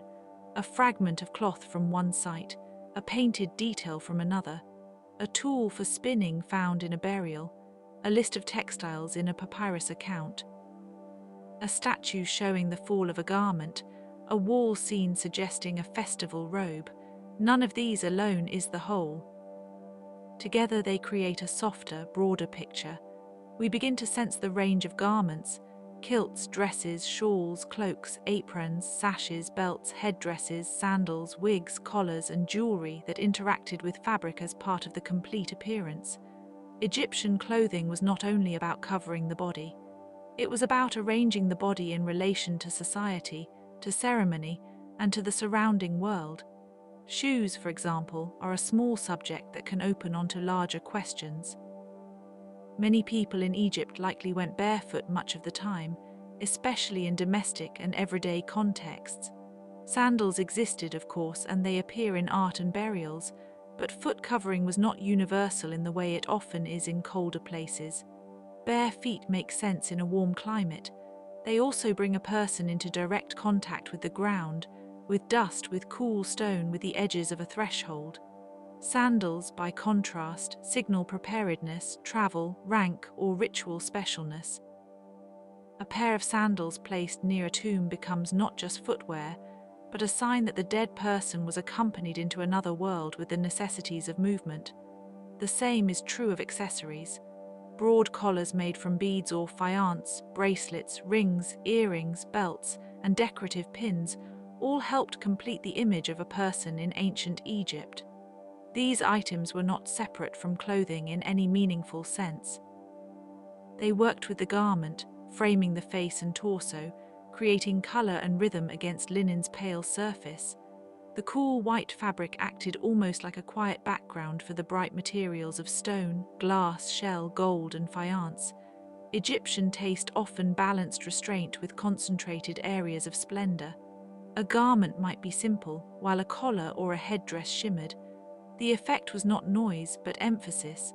It is worth pausing on the way color itself appears in this story. Although linen is often imagined as white, ancient Egyptian textiles could be dyed or decorated, and color in general held symbolic and aesthetic importance. Blue suggested the sky and the sacred. Green could evoke growth, renewal, and the life of vegetation. Red carried its own associations, sometimes protective, sometimes dangerous, sometimes tied to vitality or to disorder. Gold did not function as a dye in the same way as cloth colors, but it surrounded the body with a solar sheen. Even when color appears sparingly, it contributes to the emotional atmosphere of dress. A pale garment against skin and jewelry can feel calm. A colored edge, a patterned sash, or a dyed cloak can shift the tone without overwhelming it. The use of pattern, too, invites us into the slow world of textile design. Stripes, pleats, beadwork, and woven ornament all created visual texture. Some garments may have been highly structured by pleating. Others may have relied on the natural drape of finely spun cloth. It is remarkable to think that the same basic material could produce such different effects. The fabric might be plain and dignified in one context, elaborate and formal in another. In a civilization that prized legibility, clothing remained a flexible sign system. It could be read by those who knew its conventions, yet still remain pleasant to the eye even without explanation. There is also the matter of age and life stage. Children, adults, workers, elders, and the elite may all have dressed somewhat differently. A child's garment would not simply be a smaller version of an adult's in all cases. Growth, mobility, and care needs shape clothing. Likewise, the clothing of a young person may have differed from that of an older person in ways that were practical, aesthetic, or cultural. Ancient art does not always tell us everything, but it sometimes offers clues. The posture of a child, the abbreviated form of a garment, the adornment of a youth, or the modest arrangement of cloth on an elder figure can all suggest a society attentive to stages of life. And then there are the divine images. Egyptian gods and goddesses were often shown in distinctive clothing, or with bodies that were idealized beyond ordinary human dress. A deity might wear a crown, a garment of ritual significance, or symbolic accessories that distinguish them from mortals. The very act of clothing a divine figure in art is meaningful. It asserts that the sacred, too, has form. Even when gods are represented with animal features or composite bodies, fabric and ornament still play a role in making divine presence visible. The clothes of gods do not behave like ordinary clothes. They belong to the realm of symbol, and yet they are still rendered with a human artist's understanding of folds, borders, and adornment. Some of the most intriguing ancient textiles are found not in open display, but in concealed or protected places, where they remained almost accidentally preserved. A burial chamber sealed away from moisture, a cache of old linens placed in storage, a fragment caught in the folds of another object. Such survivals create the feeling that the past has left behind a series of small, fragile messages. We find them not by force but by attention. The thread, the stitch, the impression of weave, the soft edge of a hem, these are tiny signatures of people long gone. It is moving to think how much of human life depends on things that can disappear so easily. Cloth wears out, dyes fade, repairs alter the original line. Garments are cut down, passed on, reworked or buried. What remains in museums and journals is only a trace, and yet the trace is enough to suggest an entire world of touch. The smoothing of fabric before storage, the folding of a robe after a festival, the tightening of a belt before work, the weight of a collar resting at the base of the neck, the sensation of linen in summer, the coolness of clean cloth. These are not grand historical events. They are more intimate than that. They are the small encounters that make life livable. The long history of Egyptian clothing also reminds us that fashion in the ancient sense was not only about novelty, it was often about continuity. Styles changed, but they changed within a tradition of recognizable forms. A garment could belong to a period without losing its deeper connection to earlier habits. This continuity helped give Egyptian visual culture its sense of unity across centuries. Even when dynasties rose and fell, when foreign rulers arrived, when new influences entered from neighboring lands, the basic conversation between body, linen, ornament, and ritual persisted. The clothing of Egypt is therefore not only a subject of costume, it is a subject of cultural memory. There is a kind of still music in that memory. One can imagine the soft swish of cloth in a corridor, the muted thud of sandals on stone, the rustle of a priestly robe in a temple, the rustling of storage shelves where garments were kept in folded stacks, the faint scratch of reed pen as inventories were made. In a royal household, there may have been officials responsible for textiles, wardrobes, and presentation garments. In temples, clothing could be maintained with careful oversight. In ordinary homes, a similar concern for tidiness and readiness would have existed, though on a smaller scale. The material culture of dress reveals social organization as much as personal taste. If we follow the thread of clothing into myth, we find that Egyptian stories also understood the significance of adornment, concealment, and transformation. Myths of gods and cosmic order often depend on visible signs. A crown indicates authority, a sash indicates office, a luminous body indicates divine nature. Although myth is not identical to lived practice, it gives us a sense of how deeply the Egyptians may have felt the importance of visible form. To dress was not a trivial act. It aligned the person with social and spiritual realities. In a world where the boundary between earthly and sacred space could be carefully managed, what one wore mattered. This is especially gentle to consider in connection with festivals and processions. In such moments, clothing would have taken on a public brilliance. The ordinary rhythms of labor and domesticity gave way to ceremony. Garments might have been freshly prepared, jewelry polished, garlands added. The streets, temples, and riverbanks would have been animated by movement and color. Yet even then, the tone need not be frantic. Egyptian festivals were structured by tradition. They invited participation in an established order, a shared celebration of divine cycles and political legitimacy. Clothing in those moments helped the community become visible to itself. At the same time, there must have been many days when clothing was simply worn because it was there, because the sun was hot, because the work required it, because the body needed coverage. The everyday and the ceremonial were never completely separate.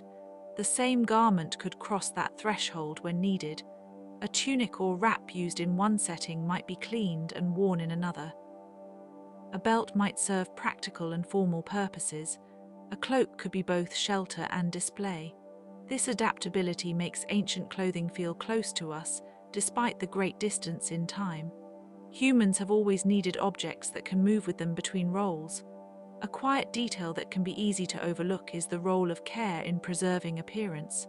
Washing, beating, drying, folding, airing, storing, these are uncelebrated tasks, and yet they define how a garment will look and feel.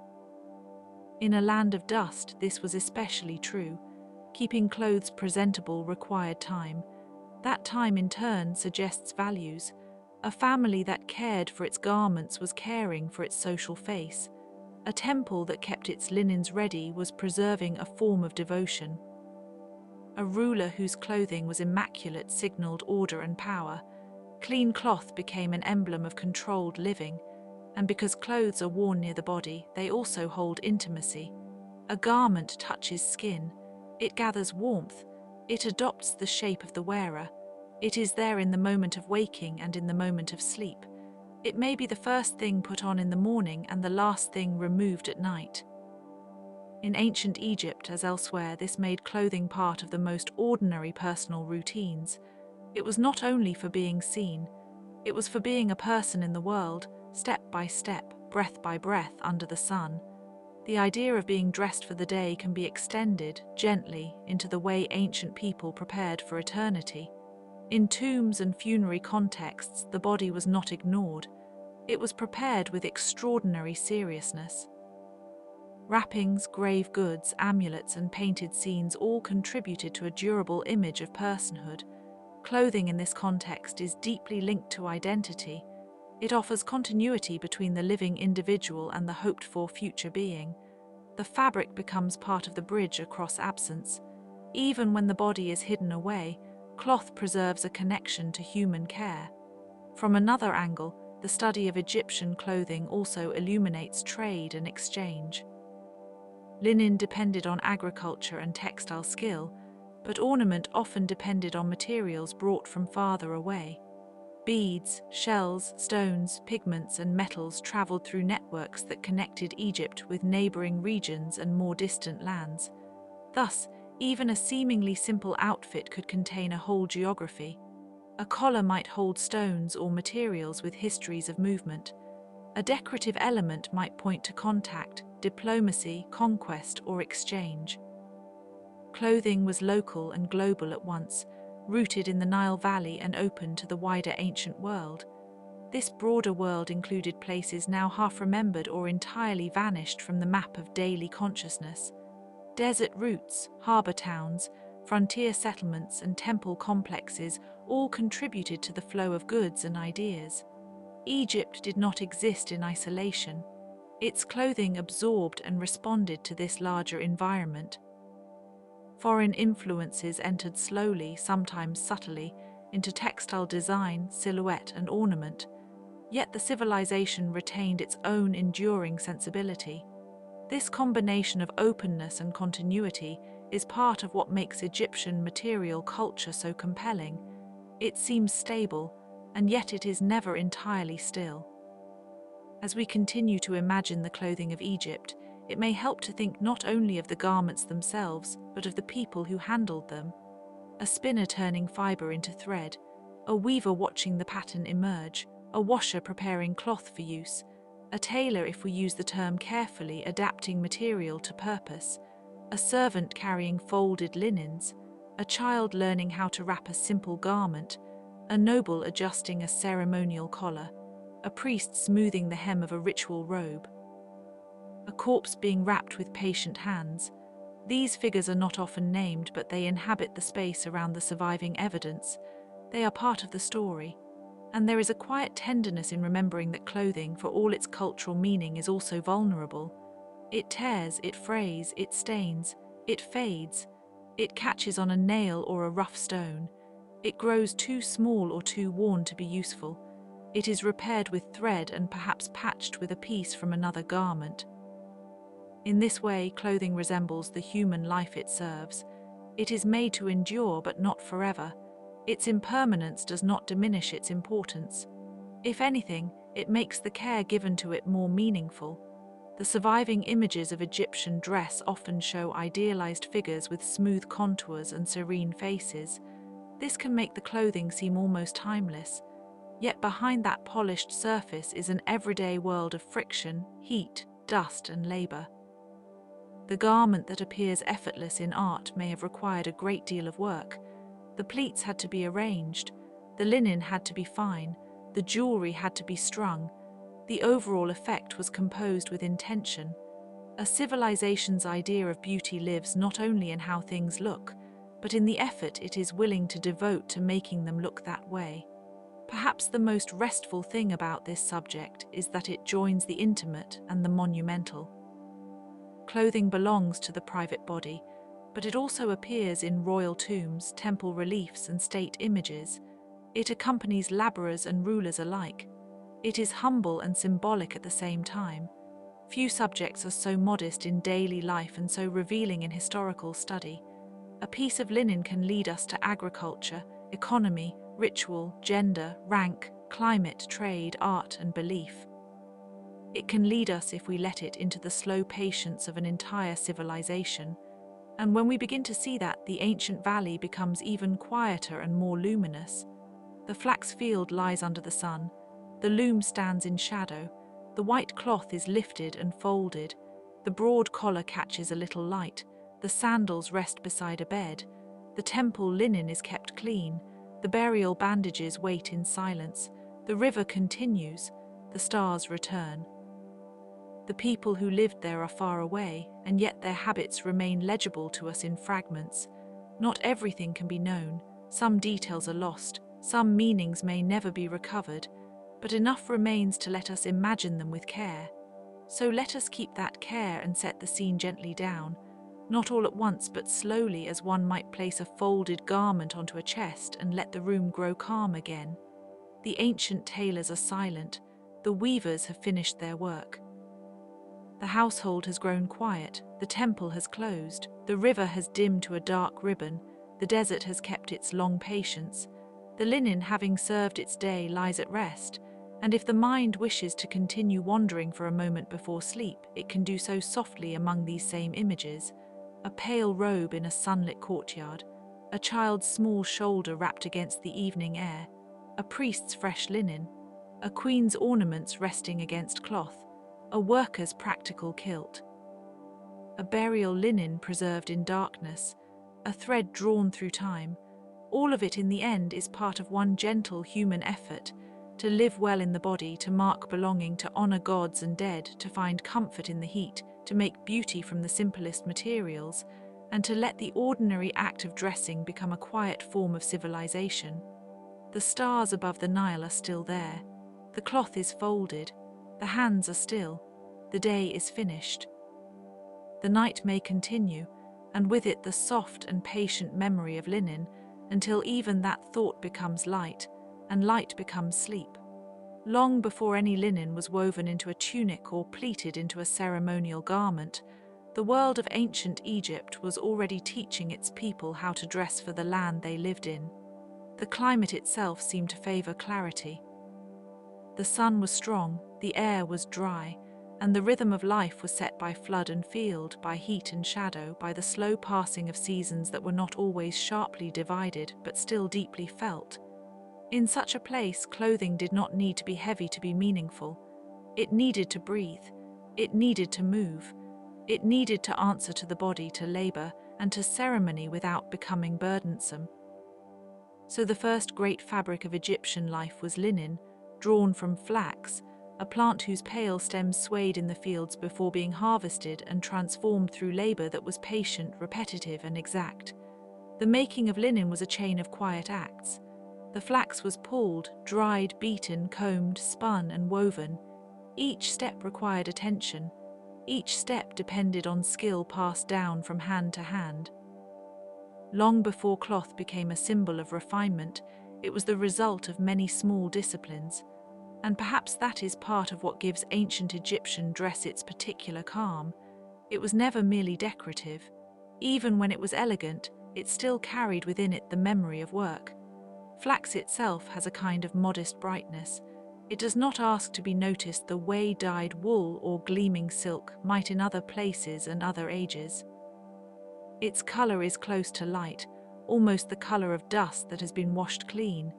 In Egypt, this was not a limitation, but a virtue. White cloth answered the sun with softness. It reflected heat. It suited the rituals of cleanliness that became so important in temple life. It also harmonized with the stone, sand, and sky that framed so much of Egyptian experience. When one imagines an ancient city at dawn, with the river catching the first light and the mud brick walls growing gradually pale, the white of linen seems to belong there almost naturally, as if the cloth had been waiting for that landscape all along. Of course, even within a single civilization, clothing never remained fixed.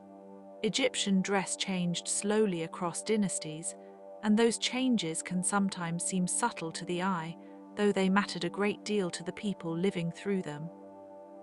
The earliest garments were simple. Men commonly wore short wraps or kilts, practical for movement and labor. Women's clothing was often straightforward as well, close to the body and shaped by the needs of daily life. Over time, fashions became more elaborate in certain periods, especially among elites. Pleating, layering, and accessories added complexity, yet the underlying preference for lightness and cleanliness remained visible again and again, as though the civilization had decided that elegance should never fully lose contact with usefulness. There is something restful about that principle. Not every beautiful object needs to be heavy. Not every important garment needs to be ornate. Egyptian clothing often appears to have understood this. A simple sheath dress, a neat kilt, a narrow sash, a collar of faience beads, a wig carefully arranged, a band of gold at the arm or wrist, these were enough to create a sense of order. The body was not obscured, it was framed, and that framing told a story about restraint, hierarchy, and self-presentation. In art, Egyptian figures often stand with quiet composure, their garments falling in controlled lines. Their stillness suggests not stiffness but confidence in form. The clothes do not shout, they settle. The work of spinning and weaving was a deeply human background to all of this. In many ancient societies, textile labor was associated strongly with women, though not exclusively. In Egypt, too, spinning and weaving were vital household and workshop tasks. They belonged to the economy of survival, but also to the economy of gifts, tribute, and elite display. Cloth could be measured, stored, distributed, and offered. It could travel, it could be taxed, it could be exchanged. A textile once made was never only a garment. It was a unit of value, a medium of social order, and sometimes a sacred offering. It carried meaning simply by being so necessary and so transformable. One can imagine the sound of a loom in a quiet room, the steady tension of thread, the faint motion of hands, the patient alignment of fibers. There is no urgency in such a scene. The loom does not hurry, and the cloth it produces seems to inherit that calm. In a world without modern machinery, the making of fabric may have occupied many hours and many bodies, but it did not need to be loud. It was one of those essential labors that shape civilizations without ceremony. And yet, because so much of it was done indoors, and because organic fibers are so often lost to time, the labor itself has become harder for us to see than the finished image on a tomb wall. We often know the garment more easily than the worker who made it. This is one of the quiet mysteries of ancient clothing. The things people wore were visible in life, but the processes that created them vanished more readily than the things themselves. The houses of ordinary Egyptians were built from mud brick and have largely returned to earth. Their clothing, unless preserved in exceptional dryness, decayed. Their stitching, their mending, their folding habits, their favorite old garments kept for second use, all of this disappears unless hidden by unusual conditions. So much of what we know comes from tombs, where linen wrapped the dead and survived in the sealed silence of burial chambers. In these places, clothing outlasted the living world it once served. It became an echo. Sometimes the clothing preserved in tombs still bears signs of use. A seam repaired, a hem altered, a fold pressed by time. Such traces feel intimate. They suggest that the garment was once worn in sunlight, perhaps while walking along a canal or standing in the shade of a courtyard wall. Then, after usefulness in life, it was selected for burial or cut apart and bound into a new purpose. The ancient Egyptians were practical in this way. They did not always discard a textile when it aged. They repaired it, reused it, and sometimes transformed it into funerary wrappings. Clothing moved through stages. It had a biography. The idea of biography suits Egyptian dress especially well because clothing in Egypt was rarely only personal. It marked office, age, gender, class, and ritual state. A priest's linen could announce purity. A nobleman's fine dress could signal wealth and position. A laborer's garment could be simple and durable, built for motion in the fields or on a building site. A child might wear little at all in the heat, or a small protective garment that changed as the child grew. There were also differences between daily wear and ceremonial wear, between life and death, between ordinary cleanliness and sacred cleanliness. Each context had its own quiet demands, and through all of these distinctions, the body remained central. Egyptian clothing was often designed not to conceal the body completely, but to acknowledge it. This is visible in the artistic record. Men's kilts reveal the shape of the legs. Women's sheath dresses follow the line from shoulder to ankle. Jewelry rests against collarbone and arm. Wigs frame the face rather than hiding it. The result is a visual language that seems both direct and formal. The garment and the body are in conversation. Neither overwhelms the other. This balance may be one reason Egyptian figures appear so serene to modern viewers. They seem composed because the relationship between body and cloth has been carefully measured. We should remember, too, that clothing in ancient Egypt was affected by status in ways that modern viewers might only gradually notice. The finest linen could be astonishingly sheer, woven with great delicacy. Such garments may have shimmered in the light, though not in a glittering way, more like a soft radiance. Elites could wear garments with complex pleating and ornament while others wore plainer forms. Jewelry further shaped this language of rank. Broad collars, bracelets, anklets, earrings, and rings could all be part of the ensemble, especially in later periods. Cosmetics and wigs added another layer. Even the head could become a crafted surface, arranged to suit ritual, occasion, or display. There is a tenderness in the fact that so much attention was given to surfaces that are inherently temporary. Linen wrinkles, skin changes, oil fades, perfume dissipates, hair grows, gold is durable but the body is not. Egyptian dress may have been an art of making impermanence graceful.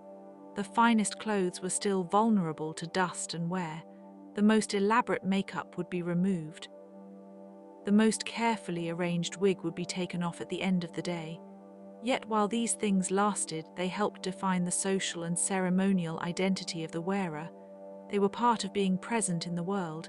In the hot climate of Egypt, purity was not only symbolic, it was also practical.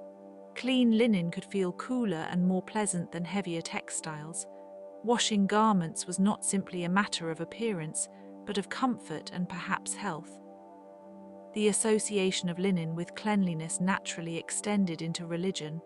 Priests often wore special garments made of linen, and ritual contexts required a heightened attention to purity.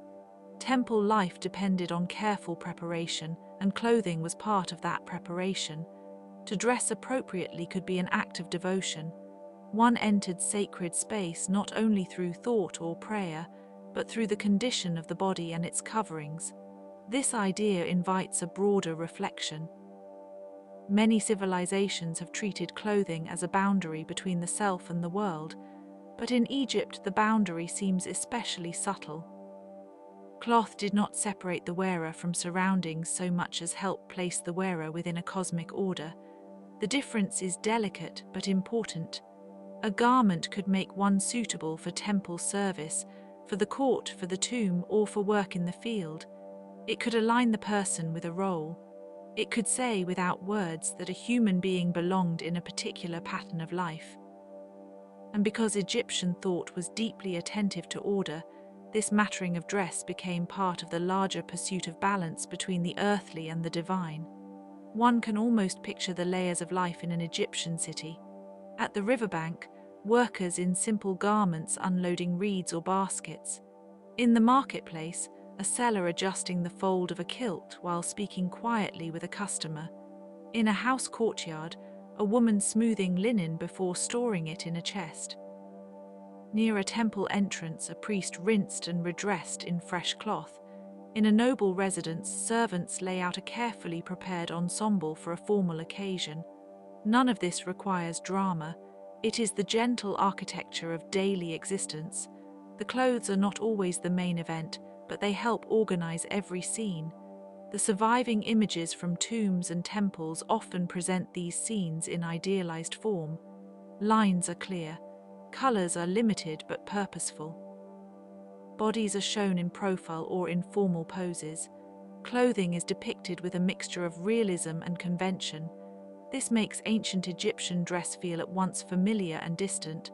We can recognize a sandal, a sash, a wig, a collar, but we know that the representation is selective.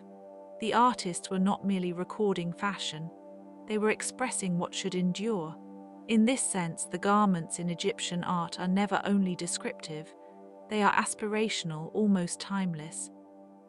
They show not every wrinkle of the day, but the order that the civilization wished to preserve. Yet behind the polished images there must have been all the ordinary complications of wearing clothes in a living society. Linen frayed at the edge. A child outgrew a garment. A strip of cloth became stained by oil or mud.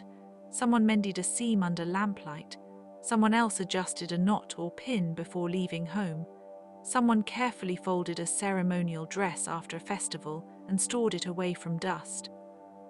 These small acts are rarely monumental, but they are deeply historical. A civilization is not only built from kings and temples. It is also built from the recurring care people give to things that keep them going. It is worth lingering for a moment on the sandals, because they show how even simple objects could reflect the world around them.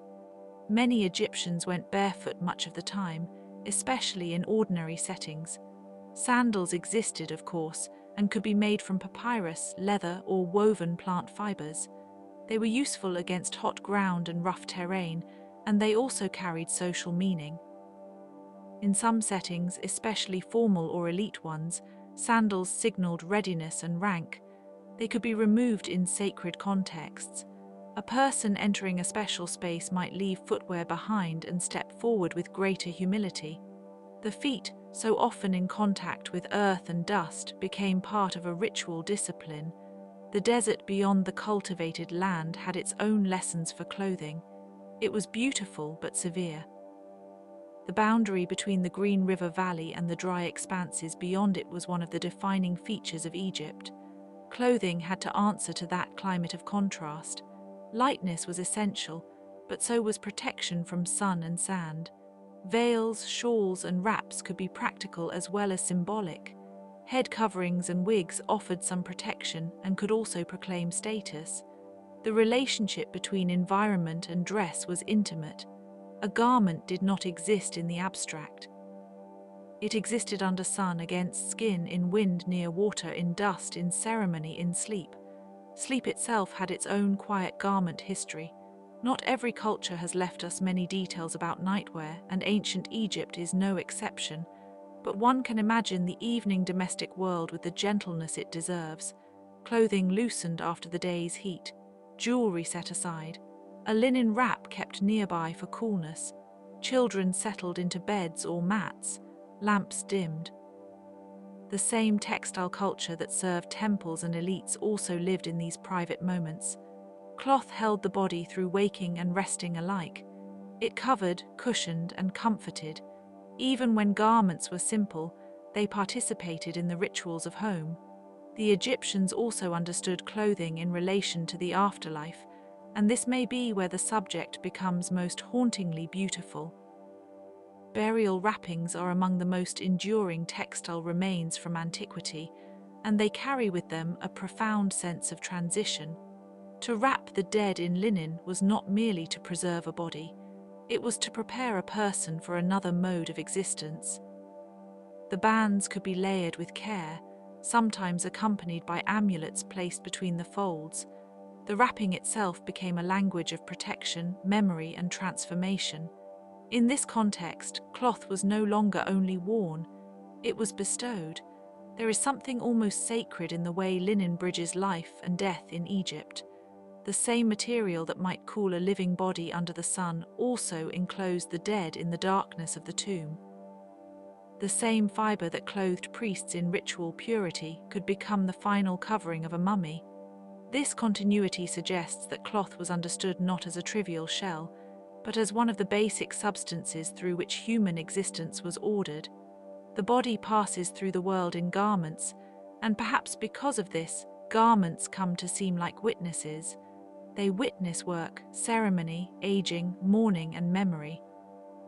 Ancient Egyptian clothing also reveals how slowly fashion can change when a civilization values continuity. Some styles persisted for centuries with only subtle variation. A kilt remained a kilt. Linen remained linen. Yet within that stability, shifts occurred. The length of garments altered. The treatment of pleats changed. New kinds of ornament appeared or became more widespread. During the New Kingdom, for instance, clothing could become more elaborate and visually layered among the elite. Later periods continue to evolve in their own way, influenced by contact with neighboring cultures and broader political changes. Still, the silhouette of Egyptian dress remained distinctive. It was recognizable across great stretches of time. That recognition creates a kind of historical calm. To look at a figure from one dynasty and then another is to see a civilization speaking in a continuous accent. The language changes, but the tone remains. Perhaps this is why Egyptian dress is so often associated with order and permanence. The garments are not static in the absolute sense, but they are slow to change, and that slowness becomes part of their beauty. In a world of dynasties rising and falling, of kings claiming divine authority and then disappearing into history, cloth offers a quieter form of continuity. It can outlast a reign, it can be copied, it can be repaired, it can be buried and found again. The preservation of textiles in archaeology is itself a small miracle. Linen usually vanishes. It needs unusual dryness, sealing, or burial conditions to survive.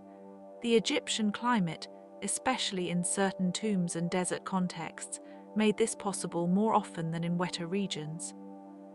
Because of this, we can sometimes see ancient cloth directly rather than only through depictions. We can measure its weave, we can study its fibers, we can observe repairs and reuse. These remnants are precious precisely because they are so fragile. They survive not by strength but by circumstance. The desert, often imagined as a place of loss, also became a place of preservation. And preservation can produce its own silence. A textile removed from a tomb after thousands of years may appear almost ghostly. It is there, and yet it is not entirely of the present. It carries the smell of age, the evidence of human touch long gone. In a museum it may lie behind glass softly lit, its colors faded to earth and cream. A visitor sees it and imagines the hand that spun it, the body that wore it, the rite that enclosed it. The cloth does not speak aloud, but it does not need to. Its quietness is part of the message. One of the most charming facts about ancient dress in any civilization is how often the simplest garments reveal the most about daily life. In Egypt, a plain strip of linen can tell us about climate, labor, trade, and aesthetics all at once. The presence of imported materials can hint at exchange networks. The quality of the weave can suggest specialization. The use of dyes or decorative elements can indicate wealth or access. Even the absence of embellishment can be meaningful. Simplicity in a culture that valued order and cleanliness was not necessarily poverty. It could be an ideal. Still, the wealthiest Egyptians certainly distinguished themselves. Gold and semi-precious stones appeared in jewelry. Fine linens were carefully fashioned. Elaborate collars could encircle the neck with colors of blue, green, and gold. Wigs and false hair were sometimes used to create fuller or more formal appearances. Cosmetics, especially around the eyes, became part of the aesthetic vocabulary. These details did not merely decorate the wearer, they shaped the whole impression of a person in the world. A figure adorned in this way appeared not only prosperous, but cosmically aligned, as though beauty itself were a form of order. The eye makeup of ancient Egypt, often discussed for its visual effect, also belonged to a broader culture of care. Applied carefully, it framed the face and perhaps offered some practical protection from glare and dust. In art, dark-lined eyes create a memorable, watchful expression. They also evoke a civilization that was deeply aware of seeing and being seen. Clothing and cosmetics together made the face and body legible within social and religious life. They prepared a person for presence. They created a surface through which identity could be read. It is tempting to think of ancient people as far removed from private concerns, but clothing reminds us otherwise. They worried about cleanliness, durability, comfort, status, and appropriateness. They likely cared whether a garment fit well, whether it wrinkled too much, whether a fabric felt too stiff or too thin, whether a ceremonial piece should be stored carefully, whether a child had enough protection from the evening chill. These are ordinary concerns, and that ordinariness is part of the tenderness of history. Across enormous spans of time, human beings have continued to negotiate the weather, the body, and the desire to look suitable in the eyes of others. In Egyptian society, that suitability was not merely social, it could be moral and religious too. To appear in clean linen was to demonstrate discipline.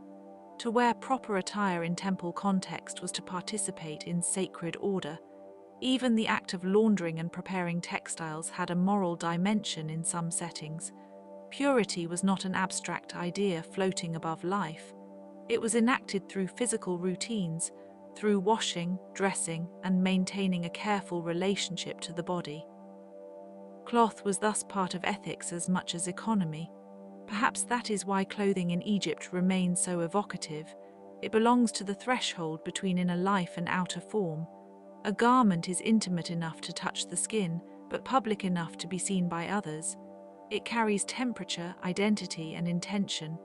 In Egypt, where art and ritual so often sought continuity with cosmic order, clothing became one of the most accessible places where that order could be expressed. A well-placed fold, a carefully tied sash, a polished collar, a linen wrap made ready for a priest or a dead king.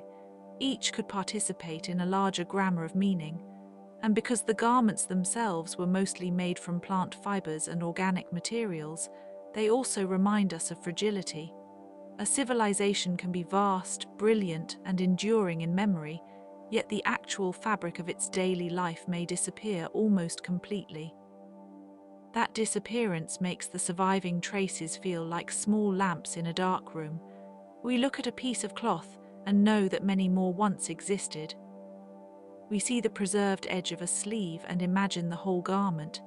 We find a burial bandage and envision the careful wrapping that once took place in a closed chamber under the desert sky. The quietness of the desert, the river, and the stars all seem to gather around these objects. Egyptian clothing was made in a world that moved in cycles: flood and field, day and night, life and death, order and transformation. Cloth followed those cycles. It was grown from plants watered by the river, transformed by human hands, worn under the sun, washed, stored, repaired, gifted, and finally buried or lost. It belonged to time, but it also resisted time by surviving in fragments. That tension gives it a gentle kind of poignancy. One might even say that clothing in ancient Egypt is a record of attention. Someone had to notice the quality of flax. Someone had to know how to spin evenly. Someone had to judge the fit of a kilt or the drape of a dress. Someone had to remember how to fold and store a ceremonial linen. Someone had to place amulets between burial bands. Attention is one of the most underrated forms of care in any civilization. It is quiet, repeatable, and rarely celebrated in monuments, yet without it, so many other things would fail. As the centuries moved onward, Egypt changed. Foreign rulers came and went. New languages entered the record. New fashions appeared, yet the deep association between linen, purity, and dignity remained one of the civilization's most persistent threads. Even when styles shifted, the memory of older forms lingered. Ancient traditions have a way of leaving traces in the folds of later life. A shape can survive long after its original purpose has softened. A ritual can retain an echo of earlier clothing. A familiar material can continue to stand for local identity, even when the wider world has changed around it. This is one reason the subject feels so suitable for a bedtime thought. Clothing is close to the body, and history is usually so vast that it can seem distant, but here the two meet in a way that is almost domestic. A dress, a collar, a kilt, a sash, a linen bandage, a wig, a sandal, a chest where garments are stored, a loom in the shade, a riverbank where flax is grown, a temple where purity is required, a tomb where cloth survives.